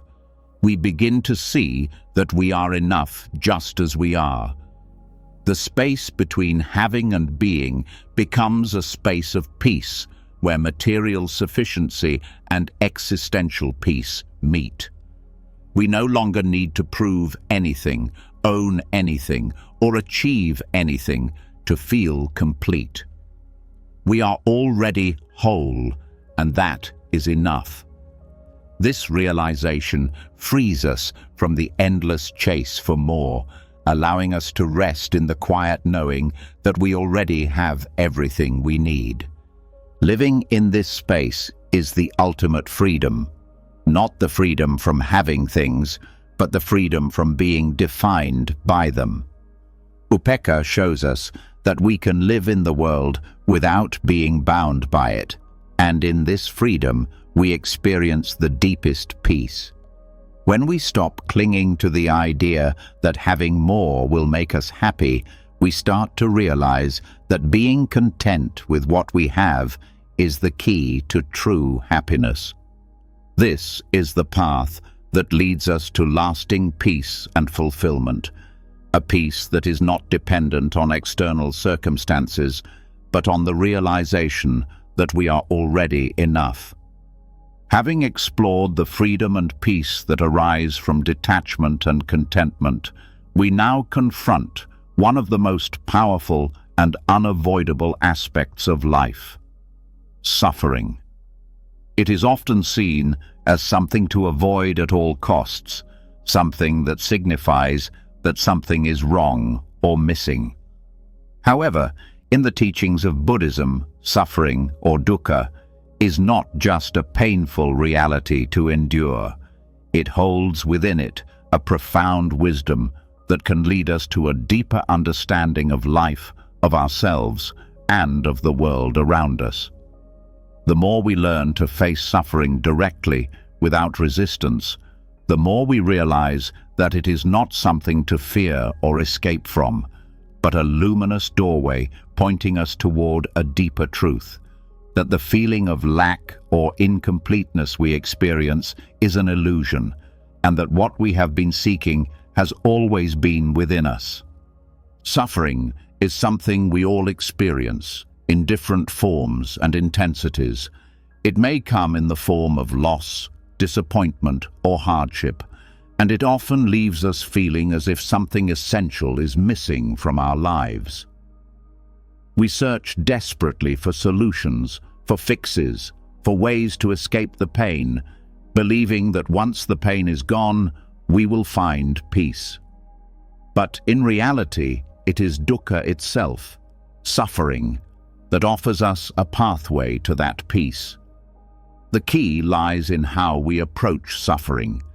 Instead of trying to avoid or numb it, we can learn to see it as a messenger, pointing us directly to the misunderstandings and attachments that cause us to feel incomplete. Suffering, in the Buddhist sense, is not an anomaly or something to be fixed. It is a natural part of life, woven into the fabric of our human experience. The Buddha's teachings tell us that suffering arises from our attachment to things as permanent when, in fact, everything is impermanent. We attach ourselves to people, situations, possessions, and identities, believing they will bring us lasting happiness or fulfillment.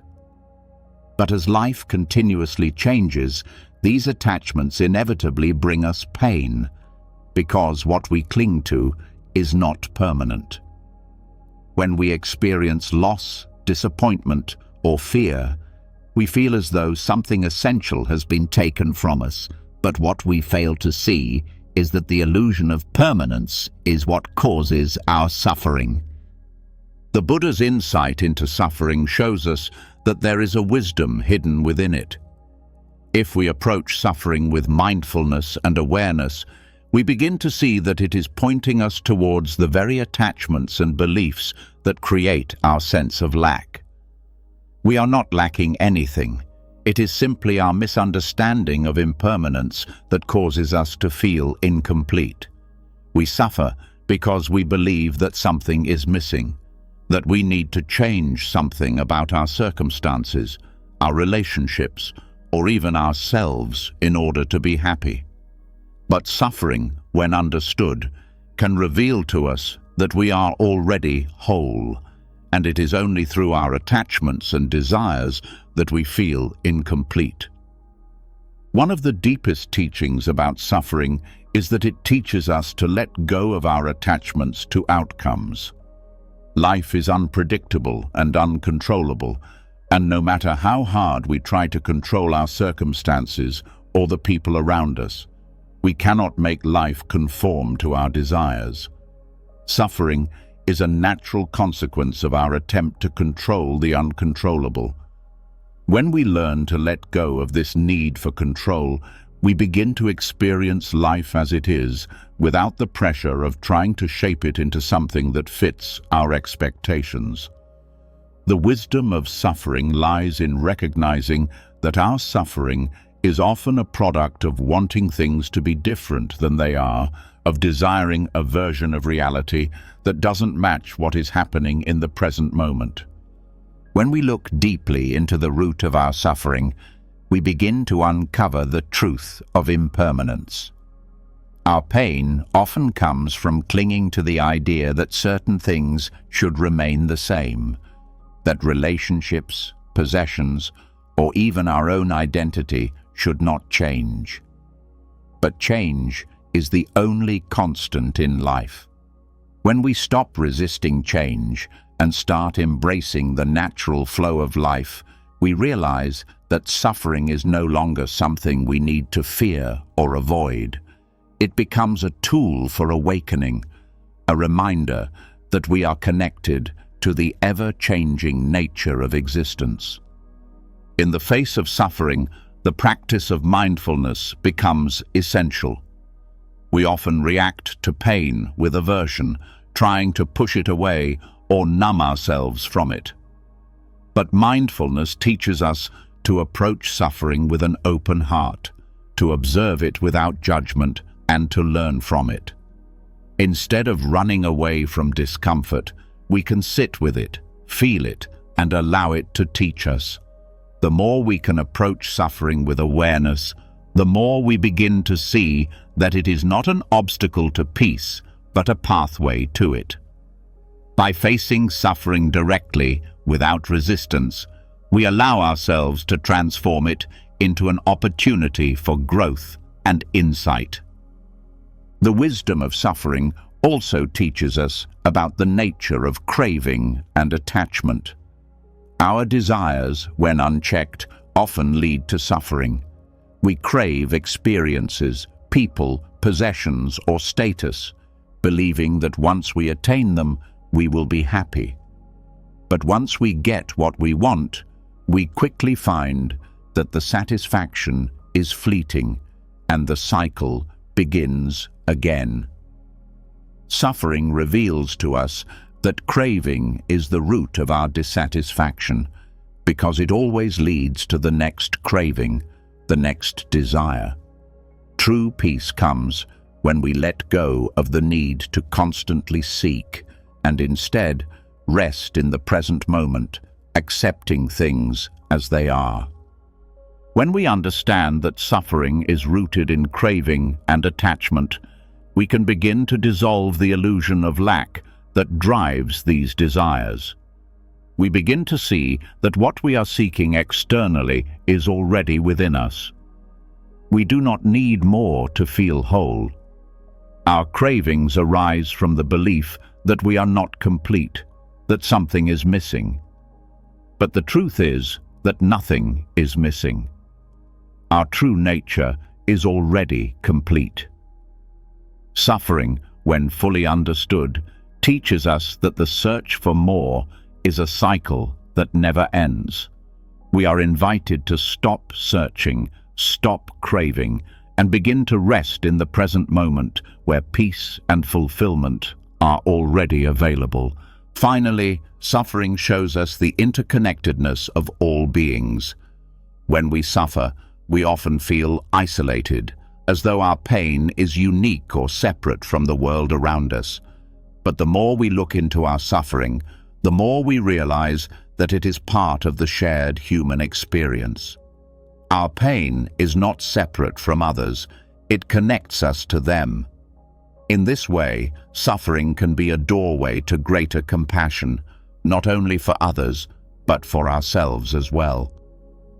We begin to see that our own suffering is a mirror of the suffering of others, and that by embracing our own pain, we open our hearts to the pain of the world. This realization deepens our connection to all beings and opens the path to true compassion. Through suffering, we are invited to awaken to the deeper truth that wholeness is always present. We are not incomplete, nor is there anything missing in our lives.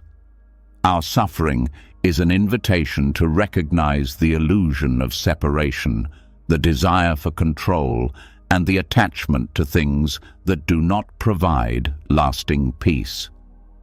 By understanding the wisdom hidden in suffering, we can begin to let go of these attachments and see the world through the eyes of compassion, acceptance, and peace.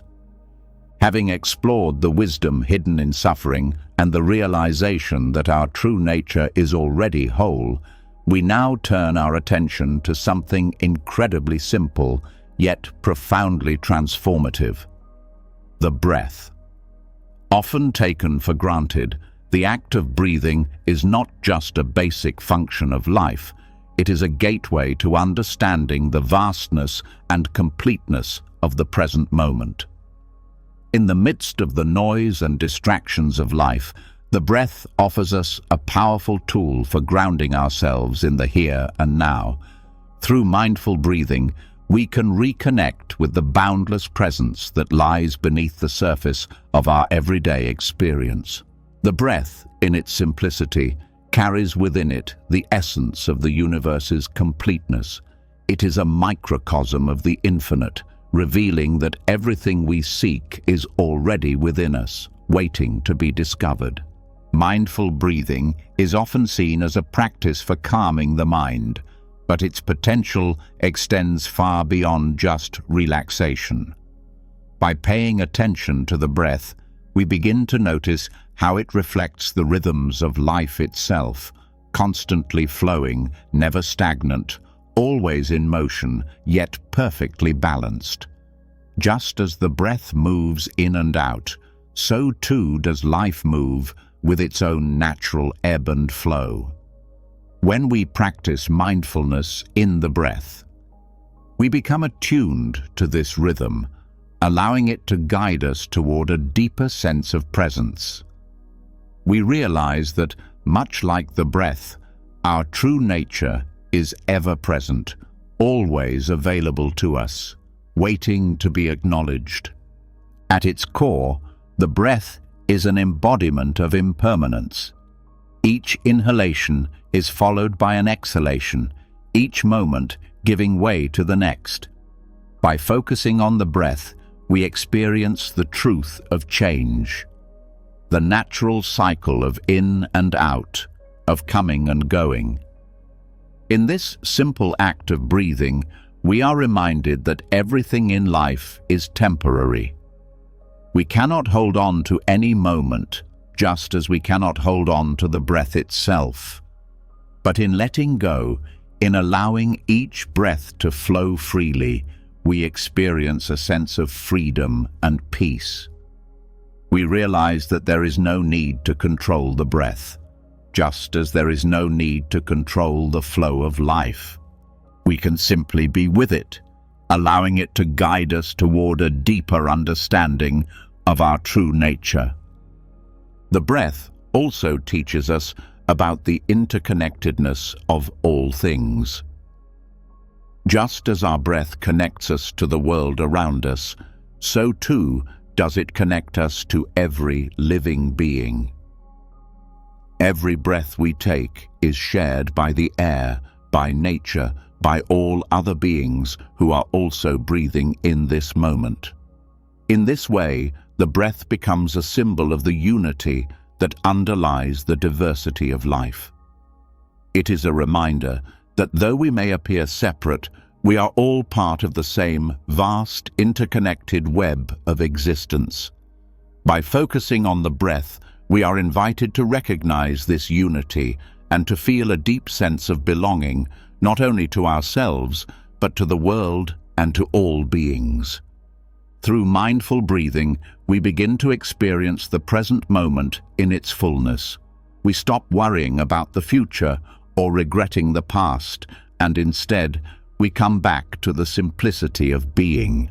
The breath is always with us, always in the present, offering us a direct experience of the now. When we breathe mindfully, we are not trying to escape from our thoughts or feelings. We are simply bringing our attention to the present moment, to the here and now, where peace and completeness reside. In this state of awareness, we realize that everything we need is already within us, and that we are enough as we are. This connection to the present moment through the breath also brings us closer to stillness. The more we focus on our breath, the more we begin to experience the quiet space that exists between each inhale and exhale. This space is a reminder that beneath the constant flow of thoughts and emotions, there is a deeper level of stillness, a quiet presence that is always available to us. The breath, in its simple rhythm, becomes a bridge to this stillness, guiding us toward a sense of peace that is not dependent on external circumstances. By returning to the breath, we can access this inner stillness at any time, and in doing so, we reconnect with the completeness that we have always sought. The infinite nature of the breath lies in its capacity to connect us to something greater than ourselves. Each breath is both an individual act and a part of the collective, a link in the endless chain of life. The breath reminds us that life itself is infinite, that we are part of something much larger than our personal concerns, much greater than our individual stories. Just as we are born and eventually die, the breath flows continuously, symbolizing the continuity of life. In this way, each breath becomes a doorway to the infinite, a microcosm of the vast, ever-changing universe. When we breathe mindfully, we are reminded that we are not separate from this flow, but part of it. The breath is a reminder that we are part of the whole. In focusing on the breath, we also begin to cultivate a deeper sense of acceptance. The breath doesn't judge, it simply is. It doesn't strive to be anything other than what it is in that moment. Similarly, when we bring mindfulness to our breath, we begin to accept ourselves as we are, without judgment or expectation. We let go of the need to be different, to change, or to improve. The breath teaches us that we don't need to be anything other than what we already are. In this acceptance, we find the peace that comes from letting go of striving and simply being present. As we practice mindful breathing, we also begin to recognize the profound wisdom that is available in each moment. The breath, in its simplicity, carries within it the essence of life itself, impermanent, interconnected, and full of potential. It shows us that everything is in constant motion, that nothing is fixed or permanent. The breath, as it flows in and out, reminds us that change is not something to fear, but something that is essential to our growth. Just as the breath moves in cycles, so too does life, and in embracing this cyclical nature, we find a deeper understanding of our place in the world. The breath teaches us that life is not something to be controlled, but something to be experienced with openness and acceptance. Through mindful breathing, we are invited to experience the infinite nature of the present. The breath becomes a powerful tool for grounding us in the now, helping us to release the burdens of the past and the anxieties about the future. When we are fully present with our breath, we realize that there is nothing more we need to do or achieve. Everything is available to us in this moment. The breath, in its simplicity, brings us back to the essence of our being, to the completeness that has always been there, waiting to be recognized. In the end, the breath is not just a physical act. It is a profound teacher, guiding us toward a deeper connection with ourselves and the world around us. It reminds us that we are part of the infinite flow of life, and that true peace comes not from seeking outside of ourselves, but from returning to the present moment, to the simple act of being. In each breath, we discover the universe in its entirety, And in that discovery, we find the boundless presence that is our true home. As we move from the simplicity of the breath, a natural tool for grounding ourselves in the present moment, we begin to see that the search for meaning is something far deeper than the pursuit of external goals or achievements. Much like the flow of breath, meaning itself is not something that we need to chase after. The Zen tradition teaches us that meaning is not something we find through constant searching, but something that reveals itself when we let go of the need to control, to chase, or to define it. In the act of surrendering the search, we make space for meaning to emerge naturally, the Zen way of embracing just this. We are often taught to seek meaning in all that we do, to find purpose in our careers, in our relationships, in the goals we set, and in the things we accumulate. But in doing so, we often miss the profound truth that meaning is not something to be obtained, but something that is already present in everything around us. The more we try to define it, the more elusive it becomes. The constant desire to find meaning in our actions, in our experiences, or in our relationships creates a tension, a gap between what we desire and what is actually there. And the more we chase this gap, the further it slips from our grasp. It is only when we let go of the pursuit, when we stop grasping at meaning, that we discover that it is always available to us, already present in the simplicity of each moment. The act of letting go of the chase for meaning is not a passive resignation, but a profound shift in how we relate to the world. We stop seeing life as something to be figured out, something to be solved, and we begin to see it as something to be experienced. In this shift, meaning begins to reveal itself in the ordinary moments of life. The search for meaning often leads us to overlook the richness of the present moment. We are too busy trying to understand or define things, to label them, to categorize them. But when we stop doing this, we begin to realize that the meaning we are seeking is already there in every experience, in every interaction, and in every simple, unadorned moment. Zen, in its simplest form, invites us to let go of the need to constantly seek meaning, and instead to embrace the present just as it is. The idea of just this suggests that meaning does not need to be attached to anything other than the experience itself. When we allow ourselves to be fully present, to experience life without the need for labels or expectations, we discover that meaning arises naturally. It is not something outside of us that we must chase, but something that emerges when we are fully awake and aware of the present moment.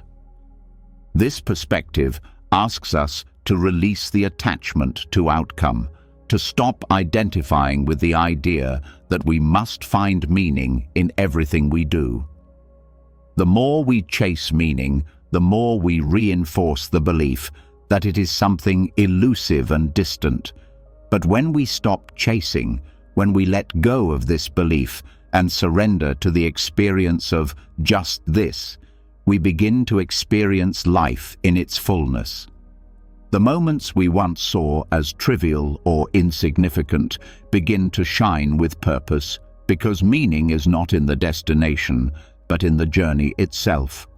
The Zen way of just this is not about denying our desires or goals, but about realizing that meaning does not reside in the fulfillment of these desires, but in the very act of living itself.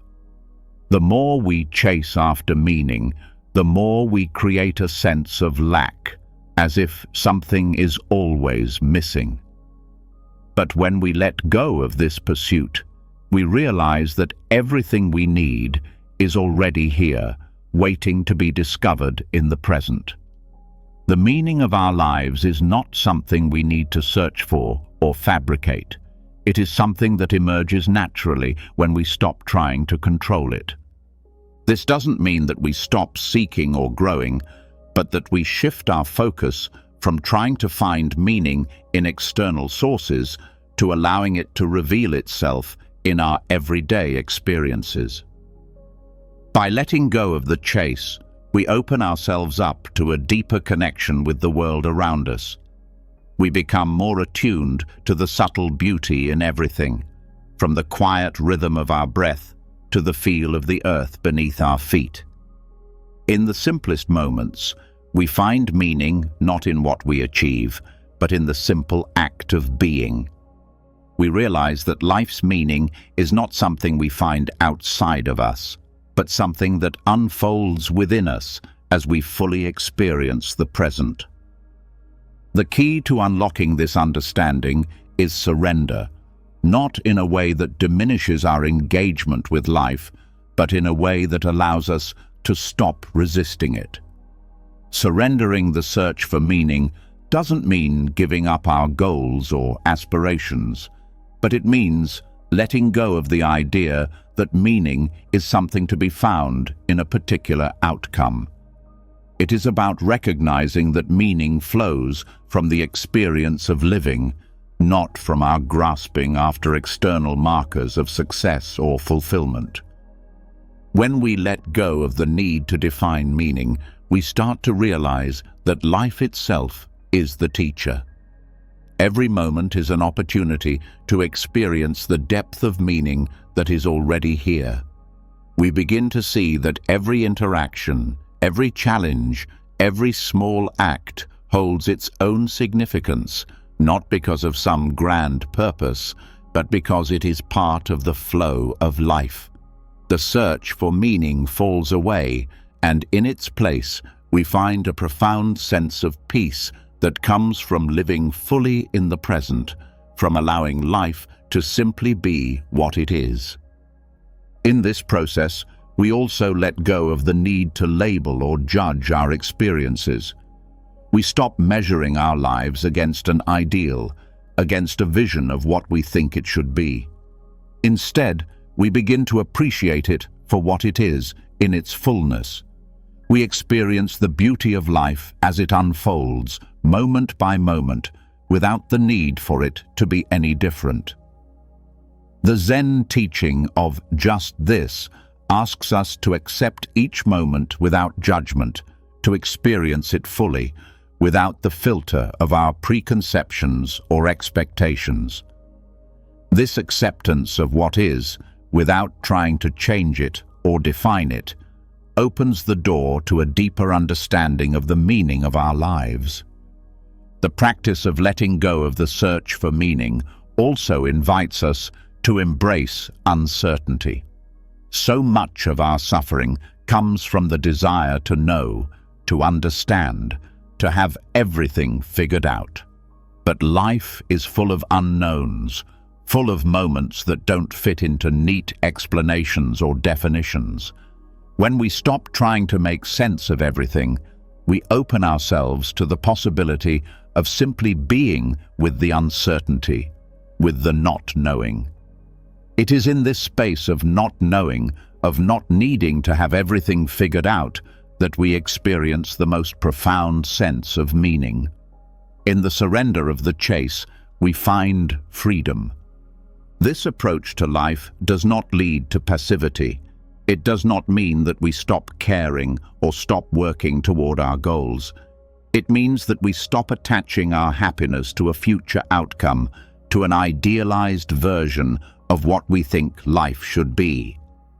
Instead, we engage with life fully, without the pressure to find meaning in every action, and instead, we allow meaning to emerge in the simplest, most unexpected places. We start to see that life itself, as it is full of meaning. We just need to be present enough to notice it. In the end, the Zen practice of just this teaches us to let go of the constant search for meaning and to embrace life as it is. The pursuit of meaning can often feel like a never-ending chase, but in the surrender of that chase, we find that life's meaning is revealed to us in the most ordinary moments, in the simple act of being present. When we stop searching for meaning, we realize that it was always here, woven into the very fabric of our existence. Meaning is not something to be found, but something to be experienced, and in this experience we find peace. As we've come to understand, the search for meaning is often a chase that only leads us further away from the truth. The more we strive for something outside ourselves, the more elusive the peace we seek becomes. But what if the journey itself, the very act of walking, holds within it everything we need to discover?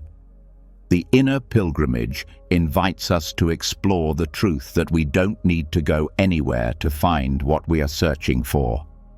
The destination has always been here, in the present moment, within ourselves.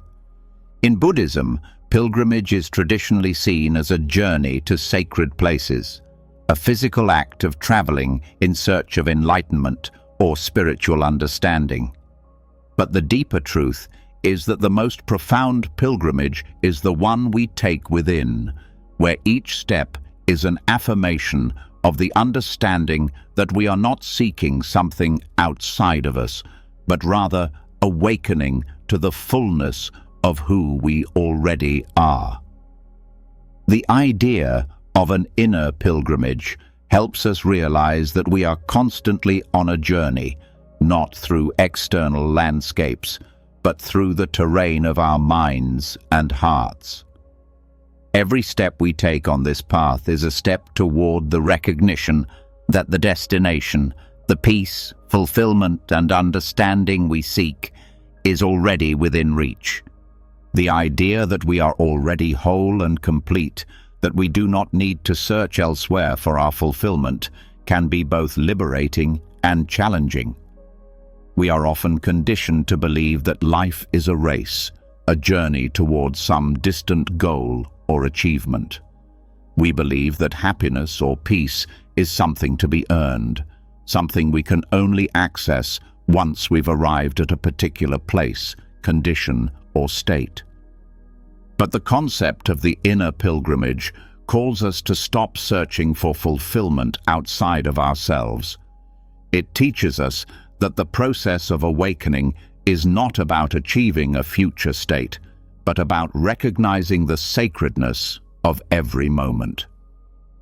The beauty of this inner pilgrimage is that it is available to us at all times.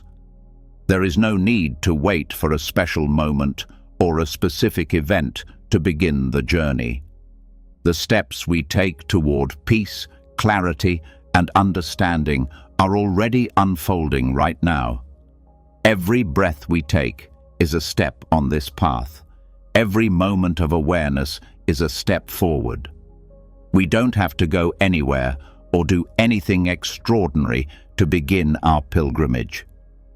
The journey begins with the realization that the destination is already here, in the present moment. The path is not some far-off place. It is here, beneath our feet, in the daily experiences of life. Each step on this inner pilgrimage, much like a traditional pilgrimage, is not just about reaching a destination. It is about awakening to the wisdom within ourselves as we move through life. The process of walking is as significant as the destination we believe we are moving toward. As we walk, we come to understand that the path itself is sacred, that each step is an opportunity to engage with the present moment, to recognize the interconnectedness of all things, and to experience the deep peace that arises from simply being present. This inner journey also invites us to release the need for certainty and control. We often walk through life with the belief that we must know exactly where we are going and how to get there. This desire for certainty can keep us trapped in the idea that we are incomplete, that we must achieve something more before we can feel at peace. But the inner pilgrimage teaches us that the journey is the goal. We don't need to have all the answers. We simply need to walk with an open heart and mind, trusting that the steps we take are leading us exactly where we need to be. Each moment on the path is a chance to embrace uncertainty and let go of the need for control, allowing us to experience the fullness of life as it is. In the tradition of Buddhist pilgrimage, the goal is not necessarily to reach a specific place, but to transform our way of seeing the world. Pilgrims walk with the understanding that the physical journey mirrors a deeper spiritual journey within. Similarly, our inner pilgrimage is not about reaching a destination, but about becoming more present with each step, with each breath, and with each moment. The destination is already here, in the recognition that we are already whole, that we do not need to seek anything outside of ourselves to find peace or meaning. This realization frees us from the pressure to constantly strive for more, to chase after the next goal, or to achieve some future state of being. The path of the inner pilgrimage invites us to release the notion of arrival, the belief that we need to reach a particular place to be fulfilled. When we stop measuring our lives by external achievements or milestones, we begin to realize that peace and contentment are not destinations, but the natural result of living with awareness and presence in the moment. The more we walk this path, the more we recognize that everything we need is already here. As we engage in this inner pilgrimage, we start to see that the world around us is as sacred as the places we visit on a traditional pilgrimage. Every moment becomes an opportunity for insight, growth, and awakening. The mundane, everyday tasks of life, walking, eating, breathing, even sitting quietly, become part of the sacred journey. Each step, each action, is an opportunity to engage fully with the present moment and to embrace the impermanence of life. The more we engage with the world in this way, the more we begin to understand that there is no separation between the sacred and the ordinary. The inner pilgrimage invites us to see the sacredness in everything, to approach every moment with reverence, and to understand that the journey itself is what brings us closer to the truth of who we are. The wisdom of the inner pilgrimage also teaches us to be patient with ourselves. Much like a traditional pilgrimage, the inner journey is not always linear or straightforward. There will be moments of challenge, doubt, and struggle, but these are not signs of failure. They are part of the process of awakening, opportunities to confront the misunderstandings and attachments that keep us feeling disconnected from our true nature. The path is full of ups and downs, twists and turns, but each step is a part of the journey, and each moment holds the potential for learning and growth. This patience allows us to release the need for instant gratification. We live in a world that often encourages us to seek immediate results, but the path of the inner pilgrimage teaches us that true wisdom and understanding take time. Just as a physical pilgrimage is not completed in a single step, our spiritual journey unfolds gradually. Each step we take, whether forward or backward, is part of a larger, more meaningful process. This understanding allows us to be kinder and more compassionate with ourselves, to trust in the unfolding of our path, and to recognize that the journey itself is the reward.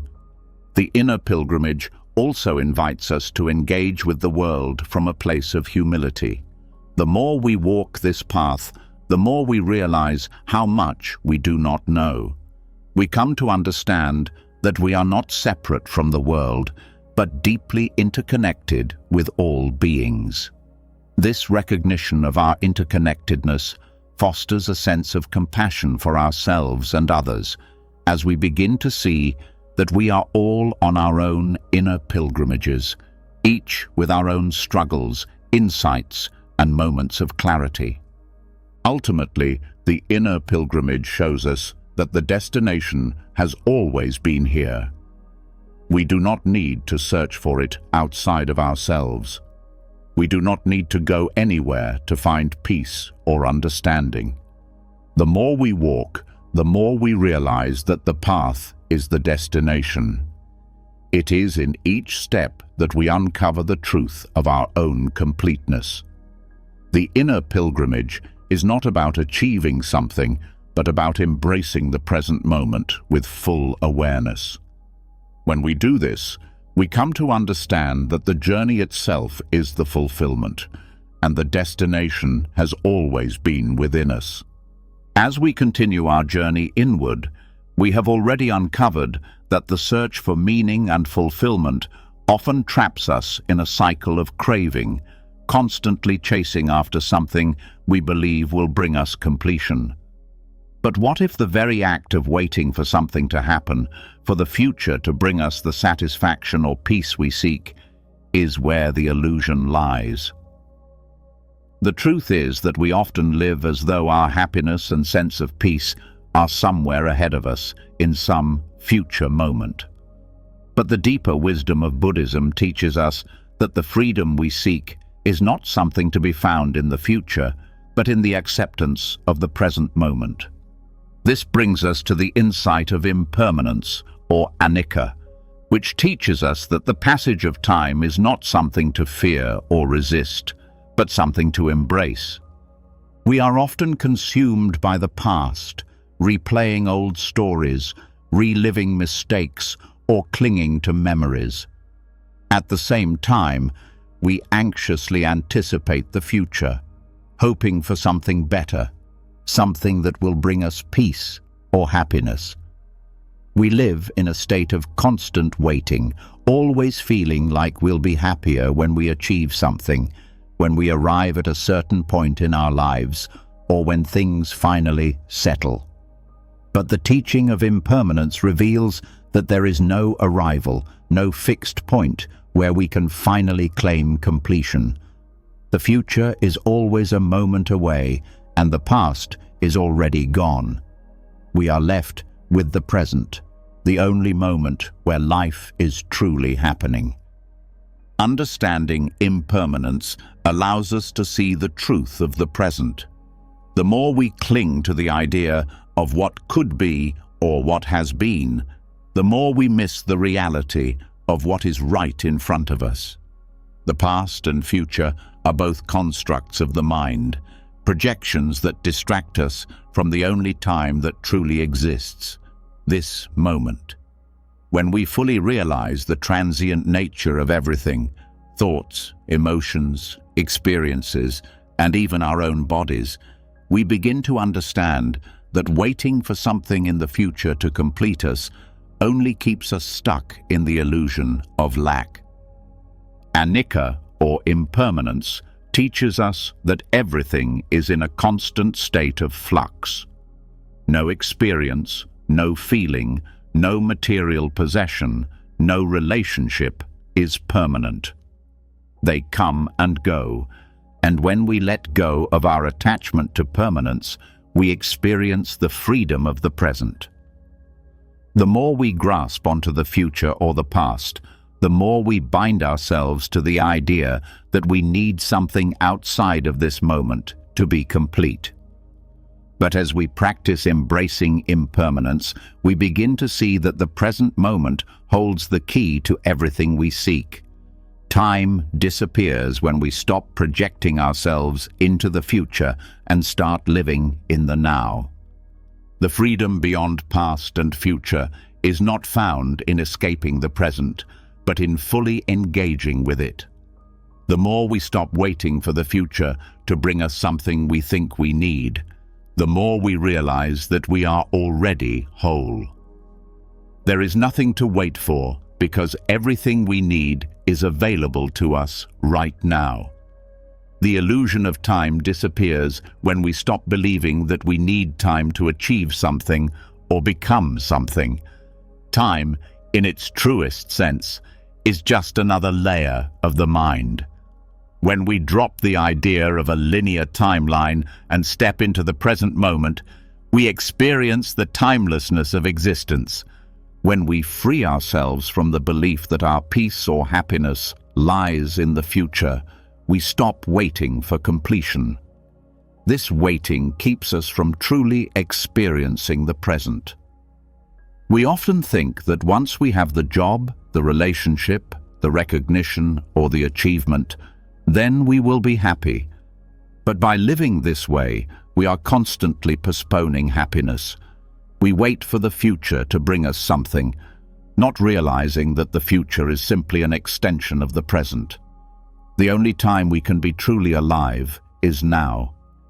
The more we accept impermanence, the more we realize that there is no need to wait. Peace, joy, and completeness are available in the present moment. And when we learn to embrace this, we free ourselves from the cycle of longing and disappointment. Living in the present, without constantly looking to the future or clinging to the past, is not about giving up on our goals or aspirations. It is about realizing that our true fulfillment does not lie in the attainment of these goals. Instead, we can pursue our goals with a sense of peace and freedom, knowing that we do not need to achieve them to feel complete. When we let go of the need for a particular outcome, we allow life to unfold as it is meant to. We stop forcing the future and instead flow with the present, accepting the natural unfolding of life with gratitude and trust. This understanding of impermanence gives us a deeper sense of freedom because we are no longer chained to the idea that we need time to fix ourselves or our lives. We stop looking for the right moment, the right circumstance, or the right achievement to make us feel whole. The moment of peace is always available. We realize that time is not a linear path, but an unfolding process that we experience as part of a larger, interconnected whole. This realization helps us see that our happiness and peace are not conditional on time or the future. They are available right now in the present moment, where time has no hold over us. To live without the attachment to past and future is to experience the world in its fullest, most alive state. We begin to see that everything is in constant motion, and in that motion, we can find peace. Time may continue to move forward, but the essence of life itself is timeless. The more we understand this, the more we begin to experience the freedom that comes from letting go of the need to control time, to wait for things to happen, or to cling to the past. Anika teaches us that life is a flow, not a destination. Everything we experience, good or bad, pleasant or painful, is in constant flux, and so are we. We are not the same as we were yesterday, nor will we be the same tomorrow. This recognition allows us to live without resistance, without the pressure to control or define our experience. We embrace the changing nature of life, seeing that the flow itself is perfect just as it is. There is no need for anything to be fixed or permanent. The beauty of life is found in its impermanence, in the moment-to-moment unfolding. By letting go of the idea that the future holds our salvation or that the past has defined us, we realize that this moment is enough. There is no need to wait for something else to complete us. We are already complete. Time, with all its illusions of the past and future, fades away when we realize that we have always been in the present. We were never waiting for something to happen. The peace we seek has always been within our reach, and it is only by embracing impermanence that we can experience it fully. When we release the burden of time and its grasp on our lives, we discover that life, in its simplest form, is already perfect. We no longer need to wait for the right time, the right achievement, or the right circumstance. The present moment is the ultimate source of peace, and in this moment, we find that time no longer controls us. It simply flows, and in that flow, we live fully, completely, and without the need for completion. As we've seen, the concept of time and our attachment to it often keeps us in a cycle of striving, always believing that peace, fulfillment, or happiness lies somewhere ahead of us. We chase these ideals, pushing ourselves further into the future, when the reality is that peace is available right now, in this moment. But what happens when we let go of the need to constantly pursue something? What if the very act of doing less could lead us to experience the profound realization that nothing is missing, that we are already whole and complete? This brings us to a powerful concept in Buddhist practice: Wu Wei, or effortless action. In a world that celebrates constant activity, achievement, and striving, Wu Wei offers a radical shift in perspective. It's not about doing less out of laziness or avoiding responsibility, but about doing less in the sense of aligning with the natural flow of life. The wisdom of Wu Wei teaches us that much of the struggle we face is unnecessary. We often exhaust ourselves by forcing, striving, and pushing against the natural course of events. But what if we could allow things to unfold without trying so hard? What if we could embrace the understanding that everything happens as it should, and that trying to force outcomes only causes more resistance and suffering? The key to Wu Wei is not about inaction, but about effortless action, moving with the natural rhythms of life instead of constantly trying to control them. When we practice this concept, we begin to see that less effort often leads to greater results. It's about finding the balance between action and surrender, where we engage with the world fully, but without the tight grip of attachment or control. By releasing the need to force or manipulate situations, we allow things to unfold naturally, and in this unfolding, we find that nothing essential has ever been lacking. This way of living asks us to rethink our relationship with effort. In a society that measures success by how much we produce or how hard we work, it can be difficult to embrace the idea that less is more. We are taught to strive constantly, to push ourselves to do more, achieve more, and be more. However, Wu Wei invites us to step back and recognize the wisdom of non-striving. It's a reminder that we don't need to force things to happen in order to be successful or fulfilled.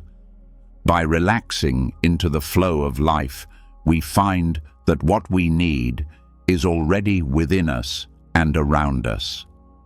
The practice of Wu Wei in Buddhist teachings helps us understand that the struggle to attain something is often rooted in the belief that we are incomplete. We chase after goals, possessions, relationships, and experiences, thinking that these will fill the void we feel inside. But in the act of striving, we ignore the truth that the completeness we seek is already here. When we stop trying to achieve something more, we realize that our innate wholeness has always been present. The act of striving often keeps us separate from our own fulfillment, because it reinforces the idea that we need to become something else. But when we practice effortless action, we dissolve that separation and see that everything we need is already within our reach. Another aspect of Wu Wei is its connection to acceptance. We often spend much of our time wishing things were different, trying to change circumstances, people, or ourselves to fit some ideal. This creates a constant sense of dissatisfaction, but Wu Wei teaches us to accept things as they are, to act in harmony with what is happening in the moment, instead of trying to force it to be something else. Acceptance does not mean passivity. It means engaging with life in a way that flows naturally, responding to the moment with grace and wisdom. When we accept things as they are, we find that the tension and resistance that often accompany our striving begin to dissolve. The principle of effortless action invites us to act with clarity and purpose, without the cloud of anxiety or the pressure of expectation. Often, we struggle because we overthink or worry about the outcome of our actions. This kind of overthinking creates mental blocks that prevent us from acting in the most effective way. But when we approach life with simplicity and mindfulness, we make space for clarity to emerge naturally. The more we let go of the need to control every detail, the more we begin to trust the flow of life and the decisions we make. When we act with presence, without the burden of expectation, we find that our actions are more aligned with the natural order of things. In the practice of Wu Wei, we also come to understand the role of patience. In our modern world, we are often taught to expect immediate results. We are conditioned to believe that success and fulfillment are something we need to achieve quickly or through intense effort. But effortless action teaches us that good things come in their own time. Patience is not about waiting passively, but about trusting the process, knowing that life unfolds at its own pace. The practice of patience helps us to remain steady, grounded, and clear-headed, rather than rushing into actions or decisions driven by impatience or anxiety. This approach to life also brings us closer to a sense of freedom. We often think that we must force things to happen, that we must push ourselves to succeed. But Wu Wei reveals the profound freedom that comes from letting go of attachment to specific outcomes. When we stop struggling against life, we stop feeling trapped by our own desires and expectations. We begin to experience life with more ease and fluidity, recognizing that everything is constantly changing and that we do not need to cling to anything in order to feel secure.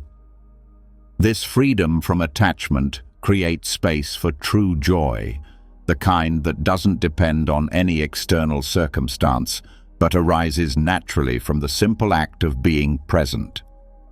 The more we practice Wu Wei, the more we begin to recognize the difference between productive effort and unnecessary striving.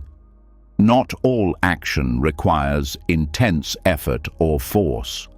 Sometimes, the most effective way to engage with life is through a quiet, intentional presence, a presence that acts in harmony with the world around it. This kind of action is not rushed, but it is full of meaning. It allows us to act with wisdom and clarity, knowing when to engage and when to let things unfold on their own. One of the most profound teachings of Wu Wei is that doing less often leads to achieving more.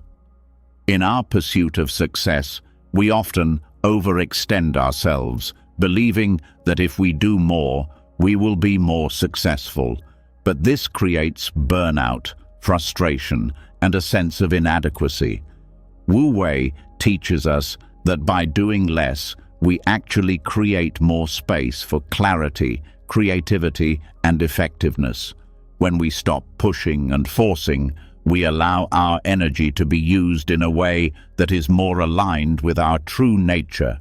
This alignment leads to more authentic and sustainable success because it is based on balance, mindfulness, and presence. The wisdom of Wu Wei ultimately reveals that nothing essential has ever been missing. The chase for more, for achievement, for validation, often stems from the belief that we are incomplete. We believe that by acquiring more or doing more, we will find fulfillment. But effortless action shows us that fulfillment is not something to be acquired or achieved. It is something that arises when we let go of the illusion that something is lacking.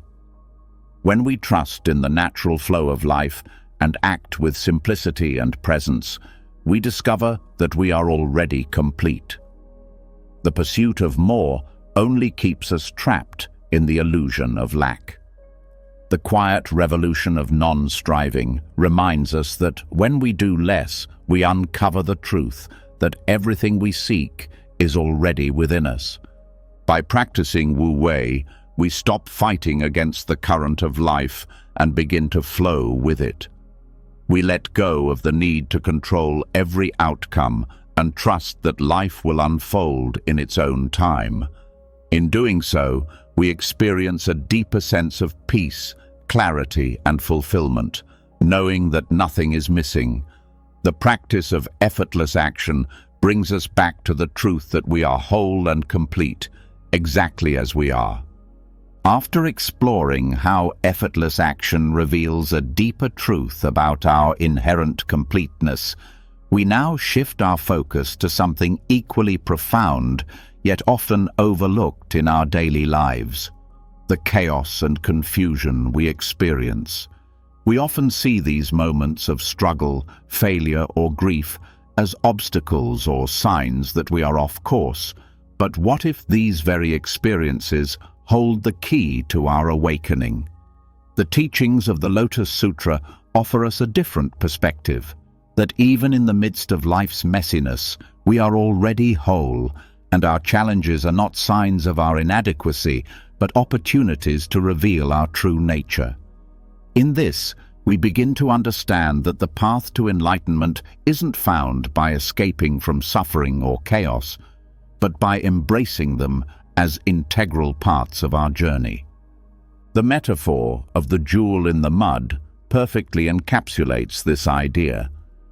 Just as a lotus flower grows from the mud, rising to the surface in all its beauty, our highest potential emerges through the very difficulties and messiness of life. Failure, grief, and confusion are not setbacks. They are the fertile ground in which our Buddha nature is planted and nurtured. The Lotus Sutra teaches us that we do not need to escape suffering, nor do we need to perfect ourselves before we can experience enlightenment.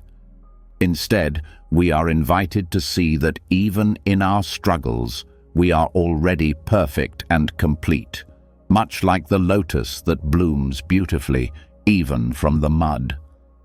Often, we go through life thinking that we need to get rid of all our problems, that we must somehow rise above the chaos in order to find peace or fulfillment. This belief keeps us in a perpetual state of seeking, always waiting for the right circumstances or conditions to arise before we can truly feel at peace. But the teachings of the Lotus Sutra remind us that enlightenment is not something that comes later after we have cleared away all our struggles. It is something that exists in the midst of our daily lives, right now. We don't need to escape life's difficulties to experience peace and completeness.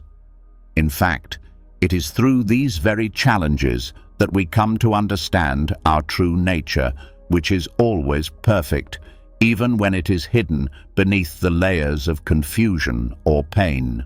Understanding this allows us to shift our relationship with suffering. Instead of seeing it as something to be avoided or eliminated, we begin to see it as a teaching, a guide that helps us awaken to the deeper truths of existence. The Lotus Sutra teaches that Buddha nature is not something we have to earn or attain. It is something that is already present in all of us, even in our most difficult moments. When we embrace the messiness of life, we begin to see that there is no division between the sacred and the ordinary, between the perfect and the imperfect. Everything is part of the same flow of life. All of it is imbued with the potential for awakening. One of the most liberating insights that comes from this understanding is the realization that we do not need to be perfect to be complete. Our imperfections, our struggles, our failures, and our grief are all part of the same process of growth and awakening. They are not something to overcome or eliminate, but something to accept and learn from. When we stop trying to escape the messiness of life and instead embrace it, we begin to experience the peace that is always available to us. In the mud of our struggles, we find the seed of Buddha nature ready to bloom into full realization. This shift in perspective also allows us to break free from the illusion of control. So often, we try to control the circumstances of our lives, thinking that only if we could arrange things just so, we would find peace. But the truth is that life is unpredictable and often chaotic. The more we try to control everything around us, the more we experience resistance and suffering. But when we let go of this need for control and embrace the natural flow of life, we open ourselves to the possibility of experiencing peace in even the most chaotic circumstances. The teachings of the Lotus Sutra remind us that we do not need to escape chaos to find enlightenment. Instead, we are invited to find peace within it by seeing the inherent Buddha nature in all things. When we begin to see life's challenges as opportunities for growth, we also start to recognize that there is no such thing as failure in the true sense. Failure is simply a lesson, a moment of learning, a step in the process of awakening. When we embrace this understanding, we stop seeing ourselves as broken or incomplete, and we start to see that every experience, no matter how difficult, is part of the unfolding of our true nature. This realization frees us from the need to constantly strive for an idealized version of ourselves or our lives. Instead, we can fully accept ourselves as we are, knowing that the messiness of life is just a part of the process of becoming. The Lotus Sutra teaches us that Buddha nature is present in all beings, regardless of their apparent state. This includes ourselves, with all of our imperfections, struggles, and limitations. The key to awakening is not about transcending our flaws, but about recognizing the divine essence that is already within us. Suffering is not something that takes away from our inherent perfection. It is part of the path that helps us awaken to it. When we recognize this, we stop running from our pain or trying to hide it. We begin to embrace it as part of the whole of who we are, not as a hindrance to our enlightenment, but as the very ground from which our wisdom can grow. This understanding of suffering as a teacher helps us to move beyond the idea that enlightenment is a distant goal or something that can only be achieved after we perfect ourselves. Instead, we begin to realize that enlightenment is not something to be achieved, but something to be recognized. It is already within us, and it is through our engagement with life, with all its challenges and uncertainties, that we come to see it more clearly. Each moment, each experience, no matter how difficult, is an opportunity to touch that perfection and to understand that we are never truly apart from it. In this way, the Lotus Sutra invites us to reframe our relationship with suffering. Instead of seeing it as a burden or a punishment, we begin to see it as a call to awaken, a path that leads us to a deeper understanding of ourselves and the world around us. When we accept this, we stop running from life's challenges and instead engage with them fully.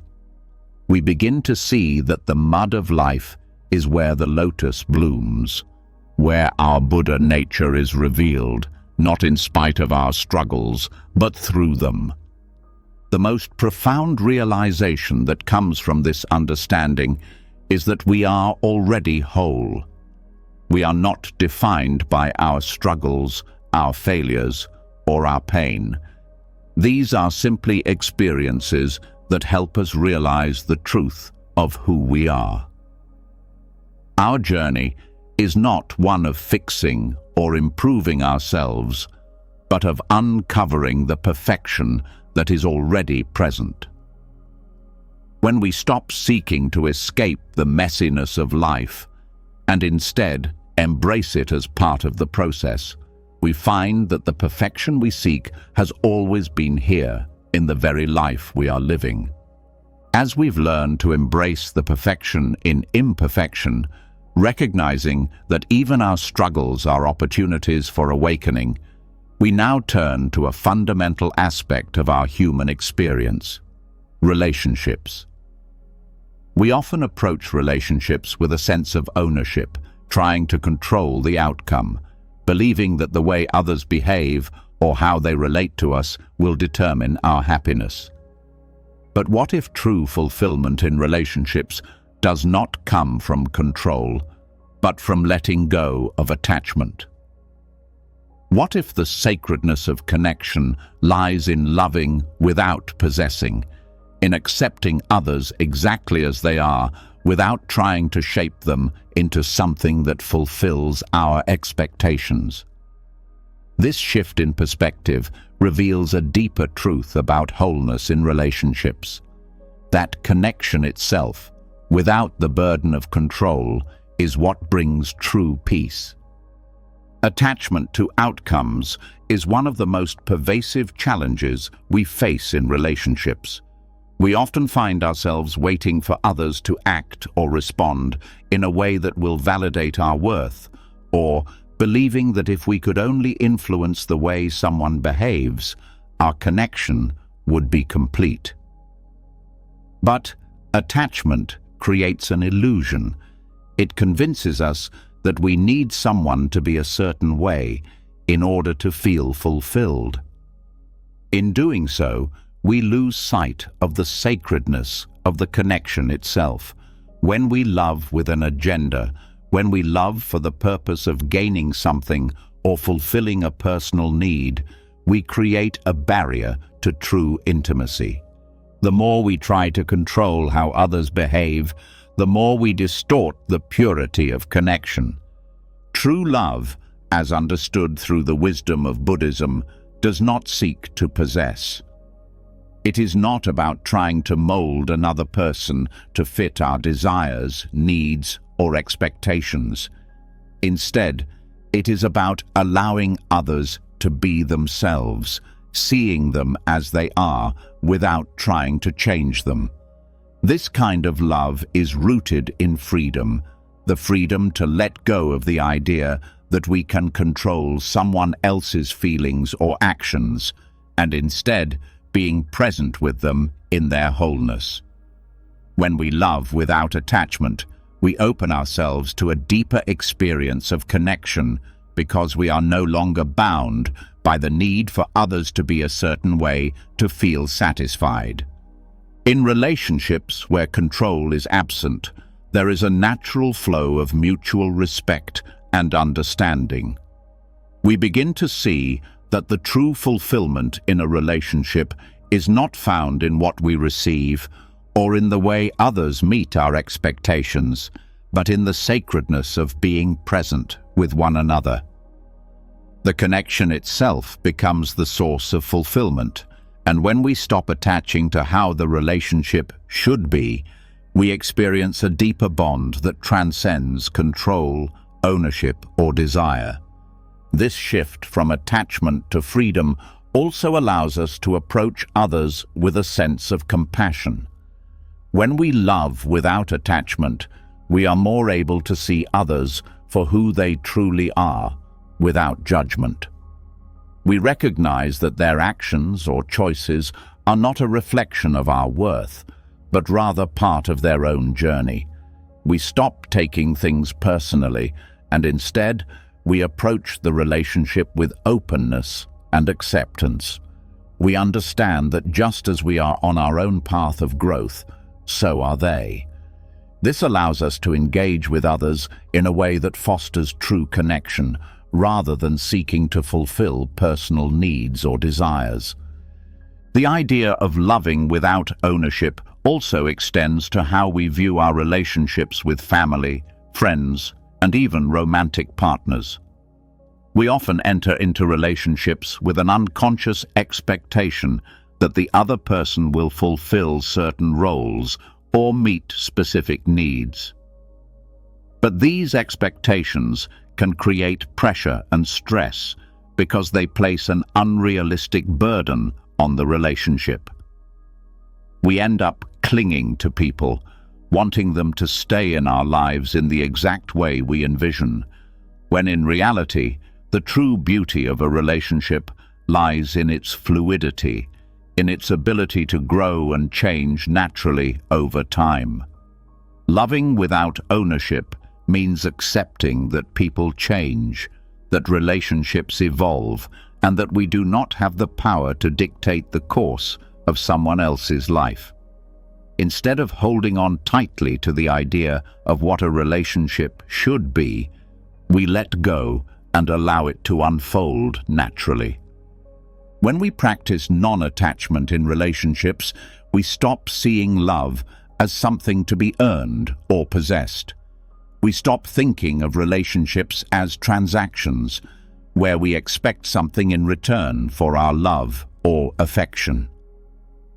Instead, we begin to see love as an offering, something that flows freely and naturally without expectation. This kind of love is not based on what we get out of it, but on the pure joy of sharing connection and understanding with another person.